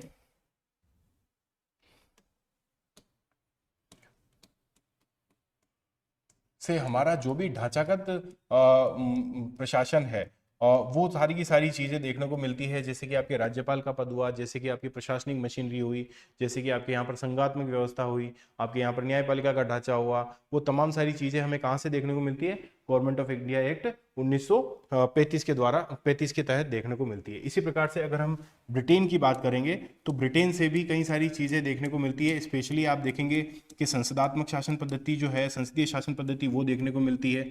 आपको मंत्रिमंडलीय जो सरकार है उसका स्वरूप देखने को मिलता है, जिसमें कि जो मंत्रिमंडल होती है वो निम्न सदन के प्रति सामूहिक रूप से उत्तरदायी होती है। आपको जो है यहीं पर ब्रिटेन के द्वारा ही जो है आपको किस प्रकार की एकल नागरिकता जो है वो आपको देखने को मिलेगी। ठीक है, इसी प्रकार से एक और चीज है जो काफी ऐसा है कि आप इसके बारे में थोड़ा सा देखिए। परमाधिकार लेख, ये क्या होता है?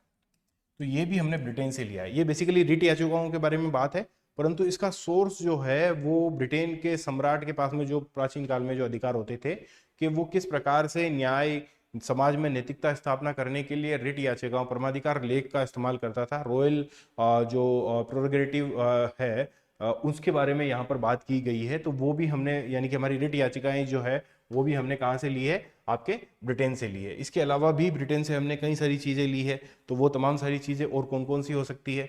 जैसे कि आप देखो कि हमारे जो है संसद जो है, संसद में द्विसदन है, वो भी हमने यहीं से लिया है। तो संसद का आपका द्विसदनीयता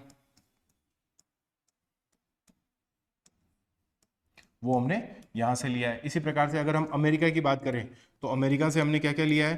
तो अमेरिका से हमने सबसे बड़ी बात तो यह है कि न्यायिक पुनरावलोकन या न्यायिक स्वतंत्रता या न्यायपालिका से संबंधित तमाम सारे प्रावधान, चाहे वो आप जो न्यायिक स्वतंत्रता की बात देख लो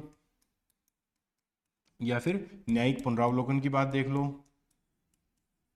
इसी प्रकार से आप जो है महाभियोग जितने भी हो रहे हैं वो सारे के सारे महाभियोग भी हमने कहाँ से लिए हैं? महाभियोग भी हमने अमेरिका से लिए हैं। महाभियोग चाहे वो आप राष्ट्रपति के खिलाफ चला लो या फिर आपके जो भी सुप्रीम कोर्ट और हाई कोर्ट के जो न्यायाधीश है उनके खिलाफ चला लो, वो भी हमने कहाँ से लिया है? अमेरिका से लिया है। इसी प्रकार से आपको पता ही है कि प्रस्तावना की पहली लाइन हमने अमेरिका से ली है।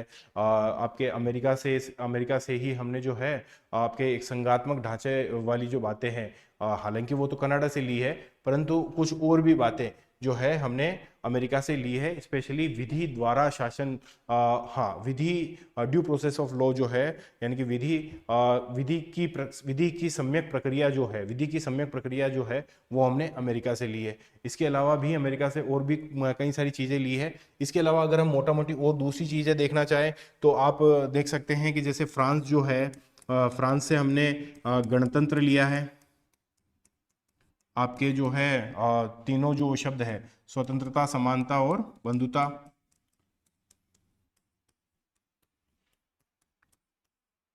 आपके अगर हम रूस की बात करें, यानी कि यूएसएसआर जो पहले था उसकी बात करें, तो उससे हमने क्या लिया है? आपके जो सामाजिक आर्थिक राजनीतिक न्याय है, सामाजिक आर्थिक राजनीतिक न्याय, या फिर आप देखो कि जो आपके कर्तव्य है वो भी हमने यूएसएसआर से लिए हैं। अब जब हम बात करते हैं जापान की, तो जापान से, जैसे यहाँ से तो लिए विधि की सम्यक प्रक्रिया, तो जापान से हमने क्या ली है? विधि द्वारा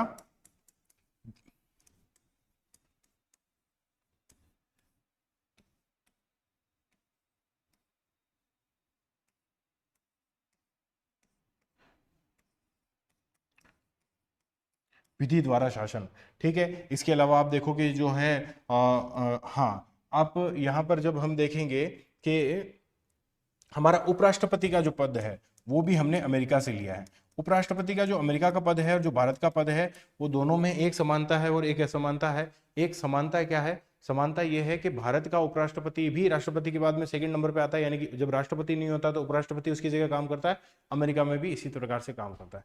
परंतु भारत का जो उपराष्ट्रपति होता है वो राज्यसभा का जो सभापति भी होता है, जबकि अमेरिका का उपराष्ट्रपति इस प्रकार की शक्तियां ग्रहण नहीं करता। इसी प्रकार से अब अगर हम कनाडा की बात करेंगे तो कनाडा से हमने क्या लिया है? कनाडा से हमने लिया है एक तो हमारी जो संघात्मक क्वाजी फेडरलिज्म वाली जो अवधारणा है वो ली है। इसके अलावा आप देखो कि राज्यपाल की जो नियुक्ति केंद्र द्वारा की जाती है वो लिया है। ठीक है, और जो है आपके कनाडा में, ये कनाडा से हमने ये चीज ली है कि हमारी जो अवशिष्ट शक्तियां होगी वो राज्यों में निहित होगी, सॉरी, हमारी जो अवशिष्ट शक्तियां होगी वो संघ में निहित होगी, बजाय के अमेरिका की तरह राज्य में। तो अवशिष्ट शक्ति वाली जो बात है वो भी हमने कहां से ली है? कनाडा से ली है। या सशक्त केंद्र वाली जो बात है वो भी हमने कहाँ से ली है, कनाडा से ली है। इसी प्रकार से अगर हम दूसरे जो जगह है वहां की बात करें तो हमने आयरलैंड से क्या लिया है,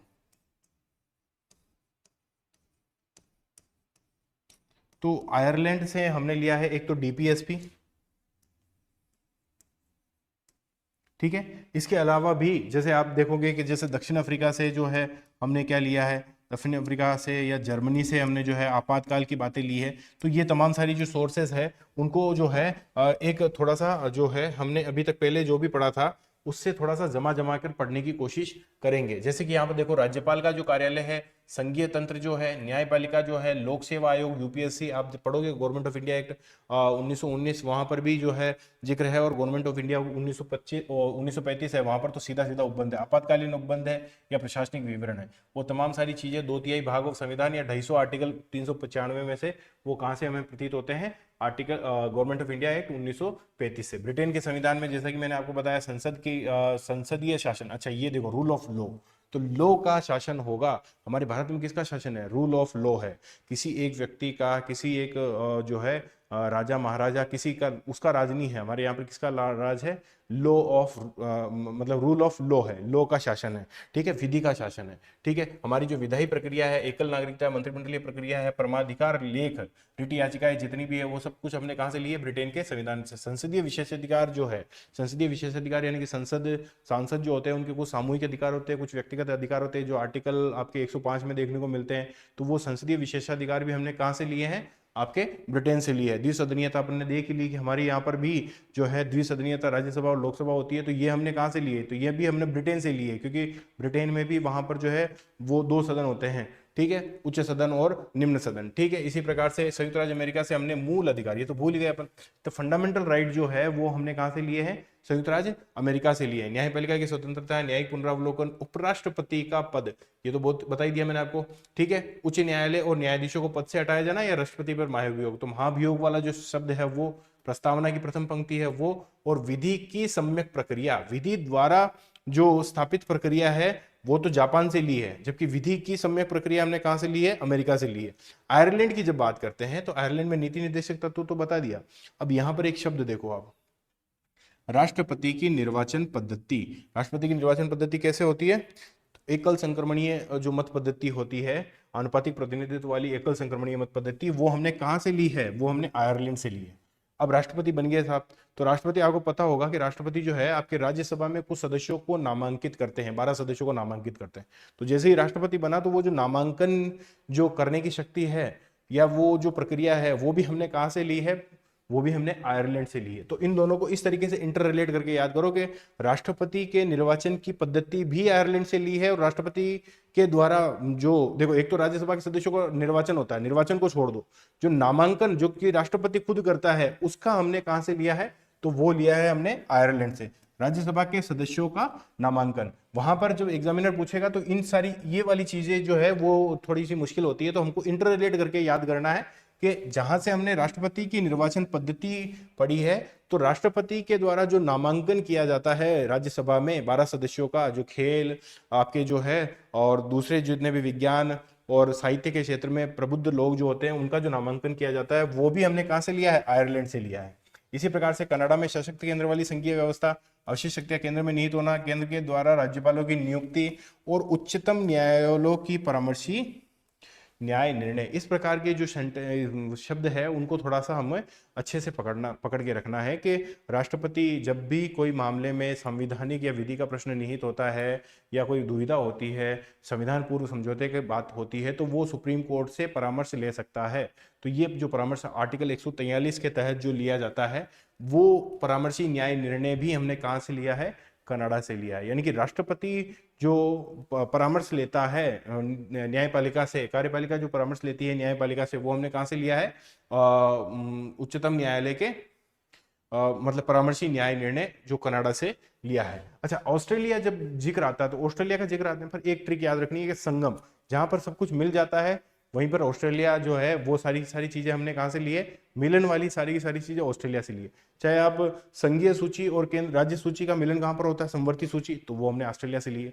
चाहे हम व्यापार वाणिज्य संगम की बात करें तो वो हमने कहां से लिए, ऑस्ट्रेलिया से लिए। चाहे जो है आपकी संसद के दोनों ही सदनों को साथ में बिठाकर संयुक्त बैठक कर ले, तो वो प्रावधान भी कहां से लिया है आपने? संयुक्त बैठक का प्रावधान भी ऑस्ट्रेलिया से। व्यापार वाणिज्य समागम जो आर्टिकल 301 है, वो उसकी स्वतंत्रता भी हमने कहां से ली है? ऑस्ट्रेलिया से। समवर्ती सूची भी कहां से ली है? ऑस्ट्रेलिया से। ठीक है, जर्मनी के संविधान से हमने क्या लिया है? जर्मनी के संविधान से हमने ये लिया कि भाई आपातकाल में हम मौलिक अधिकारों का मतलब है निलंबन कर सकते हैं। तो जो है वाइमर संविधान था उनका, तो मौलिक अधिकारों का निलंबन आपातकाल में किया जा सकता है। सोवियत रूस से जो है मूल कर्तव्य लिए है और प्रस्तावना में न्याय लिया है, सामाजिक आर्थिक राजनीतिक। फ्रांस की संविधान में आप देखो गणतंत्र शब्द लिया है, गणतंत्रात्मक शब्द जो है हमारा वो जो है आप देखोगे ब्रिटेन से तो प्रेरित नहीं है, क्योंकि ब्रिटेन में तो राजशाही है। तो हमने गणतंत्र लिया कहाँ से? तो रिपब्लिक जो शब्द है वो फ्रांस से लिया है। और फ्रांसीसी क्रांति से वो 3 शब्द तो आपको पता ही है कि स्वतंत्रता, समता और बंधुता का आदर्श लिया है। इसी प्रकार से दक्षिण अफ्रीका से हमने संविधान संशोधन की प्रक्रिया ली है। संविधान संशोधन की जो आपके 368 के तहत अपन ने देखी है, तो वो संविधान संशोधन की प्रक्रिया कहां से ली है? दक्षिण अफ्रीका से ली है। इसी प्रकार से राज्यसभा के सदस्यों का निर्वाचन, देखो ये यहाँ पर शब्द देखो, राज्यसभा के सदस्यों का निर्वाचन, राज्यसभा के सदस्यों का नामांकन। राज्यसभा के सदस्यों का नामांकन कहां से? जहां से राष्ट्रपति के निर्वाचन की पद्धति, यानी कि आयरलैंड से। जबकि राज्यसभा के सदस्यों का निर्वाचन कहां से हो रहा है? दक्षिण अफ्रीका में जो पद्धति थी, जहां पर से कि हमने संविधान संशोधन की प्रक्रिया भी ली है। तो ये जो मैंने गोले लगाए हैं, इनको थोड़ा सा जो है आपको देखना चाहिए कि ये वाली जो सेंटेंस है वो याद रखने में मुश्किल हो सकती है कि राज्यसभा के सदस्यों का निर्वाचन तो लिया है दक्षिण अफ्रीका से, ठीक है, जबकि राज्यसभा के सदस्यों का नामांकन कहां से लिया है हमने? आयरलैंड से लिया है। इसी प्रकार से आप देखो कि ये जो है आपके कौन सी वाली बात, हाँ, कनाडा से हमने लिया है उच्चतम न्यायालय के न्याय निर्णय की बात। ठीक है, ये संगम तो अपन को पता है ही है, संगम सारे के सारे कहां पे हो रहे हैं? ऑस्ट्रेलिया में हो रहे हैं। और आपातकाल में जो है ये भी अपन को याद हो जाएगा, यानी कि जो चीजें याद नहीं रहेगी, जैसे कि ये परमाधिकार लेख, परमाधिकार लेख हमने कहां से लिया है? ब्रिटेन से लिया है। ठीक है, बाकी सारी चीजें जब आप थोड़ा सा पढ़ लोगे तो चीजें आसानी से याद हो जाएगी। आयरलैंड से हमने राष्ट्रपति के निर्वाचन की पद्धति ली है, जहां से राष्ट्रपति के निर्वाचन की पद्धति ली है वहीं से ही राष्ट्रपति द्वारा राज्यसभा से जो नामांकन किया जाता है वो वाली पद्धति भी उठाई है। कनाडा से हमने उच्चतम न्यायालय के परामर्शी न्याय निर्णय की बात की है। यानी कि ये वाली जो चीजें हैं वो काफी 2 4 5 बार पढ़ लेने के बाद में भी कंफ्यूजन रह सकता है, तो उन वाली चीजों पर ज्यादा गौर करना हमें चाहिए कि दक्षिण अफ्रीका से लिया है राज्यसभा के सदस्यों का निर्वाचन, और नामांकन लिया है हमने कहां से?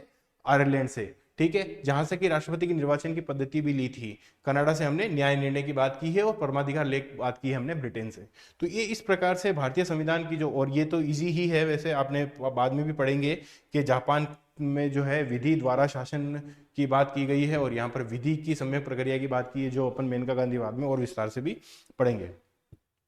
ठीक है, इसके बाद में अब यहाँ से स्टार्ट होती है आपकी एडवांस, मतलब और किस तरीके से पढ़ा जाए, सेल्फ स्टडी किस तरीके से की जाए। तो आपको एक बेयर एक लेके आना चाहिए। देखो 2 3 चीजें हैं, एक तो है आपका हमारा संविधान, ठीक है, जो कि सुभाष कश्यप की किताब है, मैं उसकी फोटो भी कल परसों लगाऊंगा, देखिए। ठीक है, हमारा संविधान, सुभाष कश्यप की किताब। ठीक है, हालांकि ये जो है आपको पहले तो आपको एनसीईआरटी जो आपकी 11th की है, ठीक है, कॉन्स्टिट्यूशन ऑफ इंडिया, तो वो वाली पढ़नी है। उसके बाद में एम लक्ष्मीकांत पढ़नी है। जो इनिशियल स्टूडेंट है वो तो इसी को ही पढ़े, शुरुआत में ज़्यादा किताबों के पीछे ना भागे, क्योंकि ज़्यादा किताबों के पीछे भागने के चक्कर में फिर आपकी बेसिक किताबें कंप्लीट नहीं होगी तो फिर दिक्कत हो जाएगी। तो सबसे पहले इनको पढ़े और इनके साथ में अपने नोट्स बनाए। ठीक है, अगर नोट्स पहले से बने हुए तो इनसे कुछ चीज़ें उठाकर अपने नोट्स में एड ऑन कर लेंगे। ठीक है, सुभाष कश्यप की जो है आपके ये वाली किताब है। एक बेयर एक्ट जो है वो जरूर आपको लाना चाहिए। बेयर एक्ट इसलिए ज़रूरी है, बेयर एक्ट इसलिए जरूरी है क्योंकि बेयर एक्ट में जो है वो चीजें सीधी सीधी दी हुई है। कहीं पर भी आप कहीं पर अटक गए ना यार कि इस आर्टिकल में क्या लिखा हुआ है, तो आप फटाफट से बेयर एक्ट खोल के और वो चीज वहां पर देख सकते हो। तो बेयर एक्ट का इस्तेमाल आप इस रूप में किया जा सकता है। जो मार्केट में मिलता है बेयर एक्ट, हर एक आर्टिकल का बहुत ही डिटेल वे में जो है वास्तव में उस आर्टिकल में क्या शब्द लिखा हुआ है, तो वहां से पढ़ने का एक अलग ही मजा है। ठीक है, तो बेयर एक्ट भी आप देख सकते हो। ठीक है, और बाकी डीडी ये जो है आपकी डीडी बसु और सुभाष कश्यप तो है ही सही। अच्छा, अब यहाँ पर देखो कि जो फर्स्ट शेड्यूल है वहां पर हमने क्या देखा था, आर्टिकल 1 और 4 से संबंधित है। यहाँ पर तमाम सारे स्टेट की टेरिटरीज वर्णित है, जैसे कि आपको पता ही है आंध्र प्रदेश, असम, बिहार, परंतु गुजरात के आगे यहाँ पर लिखा हुआ है, यानी कि गुजरात जो है वो बाद में महाराष्ट्र, बॉम्बे जो प्रांत था उसके विभाजन के बाद में जोड़ा गया। और देखो आप देखो केरला, मध्य प्रदेश, तमिलनाडु, वही तेलुगु राज्य जब अलग हुआ था तब जो है आपके तमिलनाडु और तेलंगाना अलग हुआ था। महाराष्ट्र भी जो है बंबई से अलग हुआ था। कर्नाटक, ठीक है, तो कर्नाटक के बारे में भी जो है मैसूर स्टेट के बारे में लिखा हुआ है। ठीक है, उड़ीसा, पंजाब, पंजाब हरियाणा से किस प्रकार से वो जो है दोनों अलग हुए हैं। ठीक है, राजस्थान, उत्तर प्रदेश, वेस्ट बंगाल, ठीक है, और ये जो तमाम सारे जितने भी 28 राज्य हैं अभी, उनके बारे में लिखा हुआ है कि नागालैंड, हरियाणा, हिमाचल प्रदेश, मणिपुर, त्रिपुरा, मेघालय, सिक्किम, मिजोरम और अरुणाचल प्रदेश, गोवा, छत्तीसगढ़, उत्तराखंड और झारखंड। यहाँ पर ये देखो 28वां राज्य क्या है आपके, तेलंगाना है, जो कि आपके रीऑर्गेनाइजेशन एक्ट 2014 के तहत बना हुआ है। ठीक है, इसके बाद में हम यूनियन टेरिटरीज की अगर हम बात करें तो आप देखोगे जैसे 8 यूनियन पहले थी आपके 8, जिसमें कि दादर नगर हवेली और दमन दीव दोनों अलग थी। ठीक है, फिर बाद में क्या था, फिर बाद में ये हुआ कि जम्मू कश्मीर जो राज्य था उसकी 2 अनुसूचियां और जोड़ ली, तो 7 तो पहले थी, अब 2 ये और नहीं जोड़ ली कि जम्मू कश्मीर जो एक्ट, जो आपके रीऑर्गेनाइजेशन एक्ट जो 2019 में पारित किया गया है, उसके तहत क्या हुआ था कि भैया जो टेरिटरी जो है वो सेक्शन 4 में जम्मू कश्मीर और लद्दाख 2 अलग अलग जो है आपके यूनियन टेरिटरीज बना दी गई 2019 के अंदर। ठीक है, तो लद्दाख जो है वो एक अलग यूनियन टेरिटरी 90 नंबर की है और 8वें नंबर की जम्मू कश्मीर है। ठीक है, अब हम बात करते हैं सेकंड शेड्यूल की। तो सेकंड शेड्यूल में आपको पता है कि राणा, भवी, भत्ते और विशेषाधिकार, तो वेतनों की बातें जो है यहाँ पर होती है। तो आप ओरिजिनल बेयर एक्ट में देखोगे तो यहाँ पर आपको जो है प्रेसिडेंट का वेतन, शुरू में जब शुरुआत हुई थी संविधान की तब प्रेसिडेंट का वेतन मात्र 10,000 रुपए था। ठीक है, और गवर्नर का जो था वो 5,000 5,500 रुपए था। जबकि अभी वर्तमान में आप देखोगे तो जो प्रेसिडेंट है उसका वेतन है 5 लाख रुपए। कितना है? 5 लाख रुपए है। ठीक है, और जो आपके गवर्नर है उनका है 3,50,000 यानी कि 3.5 लाख रुपए। तो 5 लाख, अभी इसका कितना हो गया है? 5 लाख वेतन हो गया है और इसका 3.5 लाख वेतन हो गया है। ठीक है, ये 2018 की बात है। ठीक है, 2018 के अंदर इसको संशोधित किया गया था। ठीक है, तो हमने देखा था वेतन वेतन भत्ते किन किन के वहां पर वर्णित है, तो 13 गणमान्य व्यक्तियों के वर्णित है। तो अब यहाँ पर किन किन का वर्णन है, यहाँ पर तो एक तो प्रेसिडेंट और राज्यपाल का देख लिया। ठीक है, बाद में जो है ये सीधा जो है आपके सुप्रीम कोर्ट को बता रहा है। तो ये जो डिप्टी स्पीकर और ये स्पीकर था उनका क्या है, तो उनका जब हमारे पहले भी सदन थे तो उन सदन के जो पीठासीन अधिकारी होते थे ना, उसी के अनुरूप होगा, ऐसा इसमें लिखा हुआ है। ठीक है, इसके अलावा कुछ जहां पर फैक्चुअल क्वेश्चन पूछे जा सकते हैं, तो जो सुप्रीम कोर्ट जो थे उसके और हाई कोर्ट के क्या वेतन थे, तो चीफ जस्टिस जो सुप्रीम कोर्ट के होते थे उनका 10,000 था और दूसरे जज का 9,000 था। जबकि वर्तमान में आप देखोगे तो 2,80,000 यानी 2,80,000 तो सुप्रीम कोर्ट के जो मुख्य न्यायाधीश है उनकी, और 2,50,000 जो है आपके अन्य न्यायाधीशों की। यानी कि यहां पर ये जो 2,80,000, 2,80,000 और 2,50,000 जो है अन्य न्यायाधीशों की है। चीफ जस्टिस की कितनी है? 2,80,000 और इसकी जो है 2,50,000 रुपए है। ठीक है, इसी प्रकार से आप हाई कोर्ट की देख लो, चीफ जस्टिस की 9,000 थी और अदर जज की जो है 8,000 थी। जबकि अभी आप देखोगे तो जो है 2,50,000 इसकी है और 2,20,000 इसकी है, 2,50,000 इसकी है और 2,20,000 इसकी है। ठीक है, तो अब यहाँ पे देखो आप 2,80,000, 2,50,000, 2,50,000, 2,30,000, जबकि इधर जो है आपके 5 लाख और 3.5 लाख है। ठीक है, ये ज्यादा हो गया, 3.5 लाख है ना। ठीक है, अब और देखो आप, ये इस प्रकार से जो अनुसूचियां है उसमें क्या वर्णित है, देखो कंट्रोलर ऑडिटर जनरल के बारे में क्या कहा हुआ है कि उसकी जो सैलरी होगी वो क्या होगी, 2,50,000, और 2,50,000 किसके बराबर है, 2,50,000 किसके बराबर है, तो ये कह रहे हैं कि जो आपके सैलरी जो जज की होगी, सुप्रीम कोर्ट के जज की है ना, सुप्रीम कोर्ट का जो जज है या हाई कोर्ट का जो मुख्य न्यायाधीश है उसकी जितनी होगी उतनी की उतनी किसकी होगी, controller auditor general of India की। जो हाई कोर्ट का चीफ जस्टिस या फिर सुप्रीम कोर्ट के जज के बराबर किसकी सैलरी होगी, आपके सीएजी की सैलरी होगी। तो ये 13 के 13 जो व्यक्ति है वो उनकी सैलरीज यहाँ पर विद्यमान है। हालांकि यहाँ पर आप देखोगे जो लोकसभा के सभापति लोकसभा के अध्यक्ष उपाध्यक्ष, सभापति, राज्यसभा के सभापति उपसभापति, इसी तरीके से राज्य विधानमंडल के जो चारों सदस्य हैं उनके सैलरीज जो है इस रूप में नहीं लिखी हुई, वो यही लिखी हुई कि वो जो संसद पहले विद्यमान थी उनके जो पीठासीन अधिकारी थे उनका वर्णन वहां पर मिलेगा। जब आप ओरिजिनल बेयर एक्ट देखोगे तो उसमें ये चीजें देखने को मिलेगी।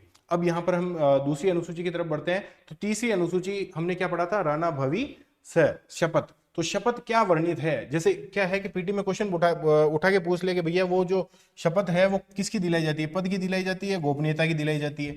जो पद की दिलाई जाती है उसमें कौन कौन से शब्द है वो इस्तेमाल किए जाते हैं, तो वो किसकी शपथ लेता है, ईश्वर की शपथ लेता है, सत्यनिष्ठा की शपथ लेता है, किसकी शपथ लेता है। ठीक है, तो वो दोनों ही शब्द में से कोई भी एक चूज कर सकता है, परंतु किस किस चीज की शपथ लेता है। तो एक तो लेता है संविधान के प्रति श्रद्धा व सच्ची निष्ठा, संविधान के प्रति श्रद्धा व निष्ठा, जिसको अगर हम इंग्लिश में देखें तो ऑफिस की शपथ जो ली जाती है उसमें क्या कहा जाता है कि true faith and allegiance to the constitution, true faith and allegiance to the constitution. एक दूसरी शपथ ली जाती है, भारत की इस प्रभुता व अखंडता को अक्षुण्ण रखूंगा, तो ये sovereignty and integrity of India को क्या करूंगा मैं अपहोल्ड करूंगा।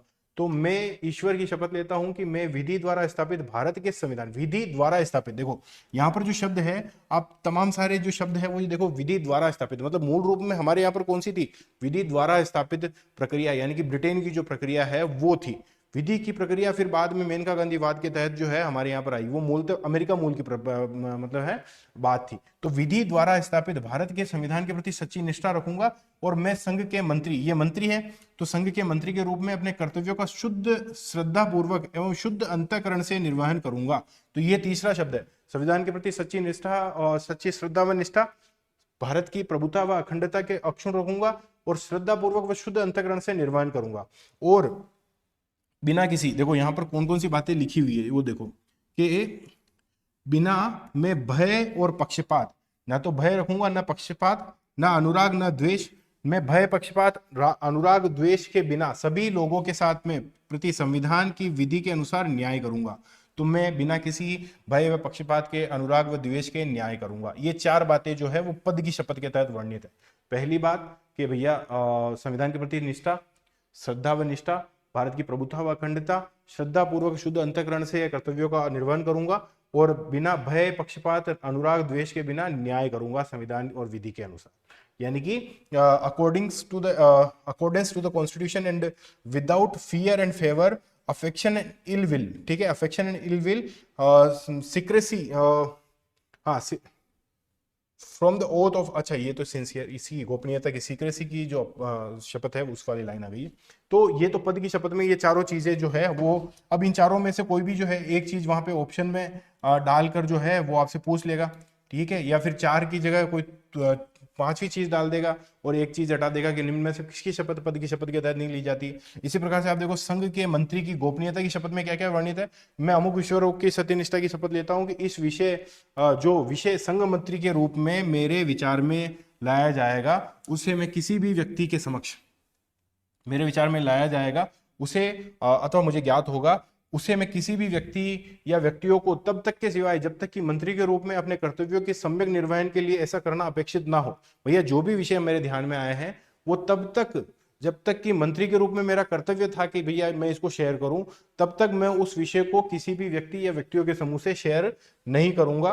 किसी व्यक्ति या व्यक्तियों को तब तक के सिवाय ऐसे मंत्री के रूप में अपने कर्तव्यों का सम्यक निर्वहन के रूप में ऐसा करना अपेक्षित ना हो, मैं प्रत्यक्ष अप्रत्यक्ष रूप से संसूचित या प्रकट ऐसी सूचना उनको नहीं करूंगा। ठीक है, तो ये यहाँ पर जो है वो सही नहीं आया है। ठीक है, तो वही आप भावना समझ रहे होंगे कि विचार जो है वो व्यक्तियों, जो भी विषय विचार में लाए गए हैं उनको किसी भी व्यक्तियों को, मतलब अगर उसकी ड्यूटी ये डिमांड कर रही है ना कि ये विषय उसको बताए जाने चाहिए तब तो बताओ, अदरवाइज वो जो विषय है वो किसी को भी संसूचित नहीं करेगा, किसी को भी किसी के भी सामने प्रकट नहीं करेगा। ये है कौन सी शपथ है, ये है आपके गोपनीयता की शपथ। यानी कि संघ के जो मंत्री है वो कौन सी दो शपथ लेता है, एक तो पद की शपथ लेता है, गोपनीयता की शपथ लेता है। और गोपनीयता की शपथ की मूल बात क्या है, जो विषय मेरे को मिला है वो मैं किसी दूसरे को नहीं बताऊंगा जब तक कि ऐसा मेरा कर्तव्य मुझसे डिमांड नहीं कर रहा है। ठीक है, तो ये वाली बात इसमें मूल भावना थी। यहाँ पर चार बातें जरूर मूल भावना है। अब इससे आगे बढ़ते हैं हम, तो यहाँ पर तो हमने देखा था कि 9 व्यक्तियों की जो है शपथ वर्णित थी। तो संसद के निर्वाचन के लिए अभ्यर्थी जो है उससे कौन सी शपथ लेंगे, तो या उससे उससे वो वाली पद वाली शपथ लेंगे। देखो क्या लिखा हुआ है यहाँ पर कि निर्वाचन के अभ्यर्थी से ली जाने वाली शपथ के प्रतिज्ञान के प्रतिरूप में क्या मैं अमुक जो राज्यसभा का लोकसभा का स्थान पर भरने के लिए अभ्यर्थी के रूप में नाम निर्देशित हुआ हूं। वो ईश्वर की या सत्यनिष्ठा की शपथ लेता हूं कि मैं विधि द्वारा स्थापित संविधान के प्रति सच्ची निष्ठा व श्रद्धा रखूंगा, पहली बात। ठीक है। दूसरी, भारत की प्रभुता व अखंडता को अक्षुण्ण रखूंगा, दूसरी बात। ठीक है। और तीसरी बात क्या है कि संसद सदस्य की शपथ किए जाने वाले प्रतिज्ञान के प्रतिरूप में। अच्छा ठीक है, बस ये दो बातें ही हैं। अब देखो आप, ये जो बेसिक क्वेश्चन है वो यहाँ से बन सकता है कि यहाँ पर केवल दो बातें हैं कि सच्ची श्रद्धा व निष्ठा रखूंगा, ठीक है, और प्रभुता व अखंडता को अक्षुण्ण रखूंगा, जबकि यहाँ पर चार बातें थी, संघ के मंत्री के रूप में चार बातें थी। इसके साथ में वो क्या बात थी कि मैं शुद्ध अंतःकरण से अपने कर्तव्यों का निर्वहन करूंगा और बिना किसी भय राग पक्ष भय राग हाँ भय पक्षपात अनुराग द्वेष और संविधान के प्रति जो है संविधान और विधि के अनुसार न्याय करूंगा। तो ये वाली बात तो वहां पर है ही नहीं कि भैया जो है वो विदाउट फियर और फेवर, ठीक है, और अफेक्शन और इल विल, इस वाली बात, या फिर जो जो है फेथफुली जो है वो मैं जो है मेरी ड्यूटी को जो है वो पालन करूंगा, शुद्ध अंतःकरण से अपने कर्तव्यों का निर्वहन करूंगा, ये दोनों ही बातें कहां पर नहीं है? आपके जो संसद में जो चुनने के लिए निर्वाचन के जो अभ्यर्थी है उनमें ये दोनों ही बातें नहीं है। गोपनीयता की शपथ तो भूल ही जाओ। तीसरा बात, अब देखो यहाँ पर संसद सदस्य के रूप में क्या क्या है। तो संसद सदस्य के रूप में के नाम निर्दिष्ट हुआ हूं, ये नाम लेता है, ईश्वर की शपथ लेता हूं कि मैं विधि संविधान के प्रति सच्ची श्रद्धा व निष्ठा रखूंगा, भारत की प्रभुता व अखंडता की रक्षा करूंगा और पद को ग्रहण करने वाला हूं श्रद्धा पूर्वक निर्वहन करूंगा, अपने कर्तव्यों का श्रद्धा पूर्वक निर्वहन करूंगा। यहाँ पे शुद्ध अंतःकरण वाली बात नहीं है। तो कुल मिलाकर यहाँ पर भी जो है वो तीन बात है, परंतु जो चौथी बात है भय राग है ना, भय पक्षपात अनुराग और द्वेष वाली बात यहाँ पर भी नहीं है। शुद्ध अंतःकरण वाली बात भी आधी अधूरी ही है। तो यहाँ पर हम कह सकते हैं कि एक दो और ढाई बातें ही सम्मिलित हैं। ठीक है। और अब जब केक की बात करते हैं तो केक वाले में या फिर उच्चतम न्यायालय के न्यायाधीश के बारे में कौन कौन सी बातें सम्मिलित है? तो न्यायालय के न्यायाधीश और CAG द्वारा ली गई शपथ में क्या बातें हैं? तो देखो यहाँ पर क्या बात है। तो पहली बात तो यह है कि मैं अमुक व्यक्ति नियुक्त हुआ हूं, मैं विधि द्वारा स्थापित भारत के संविधान के प्रति सच्ची निष्ठा व श्रद्धा रखूंगा, प्रभुता व अखंडता को अक्षुण्ण रखूंगा। ठीक है, दूसरी बात हो गई। ठीक है, अब ये देखो, मैं सम्यक प्रकार से श्रद्धा पूर्वक अपनी पूरी योग्यता ज्ञान व विवेक, देखो ये शब्द यहाँ पर नया आ रहा है पूरी तरीके से कि भैया मैं जो है अपनी एबिलिटी नॉलेज और जजमेंट जो है बेस्ट ऑफ माई इससे परफॉर्म करूंगा, इसके अनुसार कर्तव्यों को बिना भय पक्षपात अनुराग द्वेष के बिना पालन करूंगा और विधियों की मर्यादाओं को बनाए रखूंगा, राज्य के मंत्री के रूप में पदों की अच्छा ठीक है, ये तो बाद में। हाँ, तो ये जो लाइन है वो एक नई लाइन है कि द्वेष के बिना पालन करूंगा और विधियों की मर्यादा बनाए रखूंगा। तो यहाँ पर योग्यता ज्ञान विवेक, ये जो एबिलिटी नॉलेज और जजमेंट जो है, ये तीन शब्द अलग से आ रहे हैं। हालांकि मूल रूप से तो वो तीनों ही बातों की बात कर रही है कि भैया श्रद्धा पूर्वक अपने कर्तव्यों का पालन करूंगा, बिना किसी भय राग द्वेष के जो है अपने कर्तव्यों का पालन करूंगा। परंतु एक तो विधि ज्ञान योग्य है ना, योग्यता योग्यता ज्ञान विवेक, इन तीनों शब्दों का नया प्रयोग किया गया है यहाँ पर। और एक और कि विधियों की मर्यादा बनाए रखूंगा, ये वाला शब्द भी यहाँ पर अलग से है। तो मूल रूप से वही चार बातें हैं, परंतु दो बातें और थोड़ी सी अपडेट करके डाली हुई है। ठीक है, या फिर यूं कहो कि लास्ट वाली दो बातों में थोड़ा सा अपडेशन या फिर कुछ चीजें छोड़कर दी गई है। तो ये चीजें जो है हमें पता होनी चाहिए कि भैया शपथ जो है उसमें क्या वर्णित है, या फिर राष्ट्रपति और उपराष्ट्रपति की शपथ यहाँ पे वर्णित क्यों नहीं है, क्योंकि वो तो आर्टिकल में वर्णित है। अब यहाँ पर जैसे ही इस वाले मेथड को राज्य में इंप्लीमेंट करेंगे तो वो एज इट इज है, उसको ज्यादा जो है एक बार आप पढ़ लेना केवल बस। ठीक है, वही चार बातें हैं राज्य के मंत्री के लिए। ठीक है, कि पद की शपथ दिला दी, उसमें वो द्वेष अनुराग वो सारी बातें हो गई। गोपनीयता की शपथ में भी वही जो मेरे विचार में लाया जाएगा, मैं किसी को प्रकट नहीं करूंगा। ठीक है, अभ्यर्थी को केवल और केवल दो बातें कि निष्ठा रखूंगा और अक्षुण्णता रखूंगा, भारत की प्रभुता अखंडता। ठीक है, विधानमंडल के सदस्यों को वही जो तीन बातें, ठीक है, कि शपथ किए जाने के लिए प्रतिज्ञान देता हूँ, है ना, कि प्रभुता अखंडता की रक्षा करूंगा, संविधान के प्रति सच्ची निष्ठा रखूंगा और मैं ग्रहण करते कर्तव्यों का श्रद्धापूर्वक निर्वहन करूंगा। उच्चतम न्यायालय के न्यायाधीश, उच्च न्यायालय के न्यायाधीश, और वही जो CAG के बारे में जो पढ़ा था अपन ने, और हाँ सुप्रीम कोर्ट के बारे में पढ़ा था, वही बातें यहाँ आएगी कि मैं अपनी पूरी योग्यता व ज्ञान से विवेक से अपने कर्तव्यों का भय पक्षपात अनुराग द्वेष के बिना पालन करूंगा और संविधान व विधियों की मर्यादाएं बनाए रखूंगा। ठीक है, इसके साथ में ये तीसरी अनुसूची का एक डिटेल किस तरीके से पढ़ाई की जानी चाहिए, तो वो एक तरीके से कंप्लीट हुई ये काम होता है आपका। हम आपको सोर्स बता सकते हैं। अब इसमें मैंने समझाने को लिए तो कुछ समझाया नहीं है, बस केवल एक बार पढ़ के बताया कि भैया ये चीजें आइडेंटिफाई करनी होती है। एग्जामिनर का पता नहीं कब दिमाग घूम जाए, वो वहां पे शपथ लिख के दे दे कि भैया बताओ ये किसकी शपथ है। या जो संघ के मंत्री होते हैं और जो संसद के निर्वाचित जो अभ्यर्थी होते हैं उसकी शपथ में कौन कौन से शब्द अलग अलग है, या कौन कौन से शब्द दोनों में कॉमन है, या इनमें से कौन सा शब्द इसमें नहीं है, तो वो ऐसी चीजें पूछ सकता है। ठीक है, तो आपको इन सब चीजों के लिए खुद प्रिपेयर करना पड़ेगा। ऐसी तमाम सारी चीजें खुद हम यहाँ पर प्रिपेयर कराएंगे तो वो तो फिर क्लास ही 10-10 घंटों की हो जाएगी।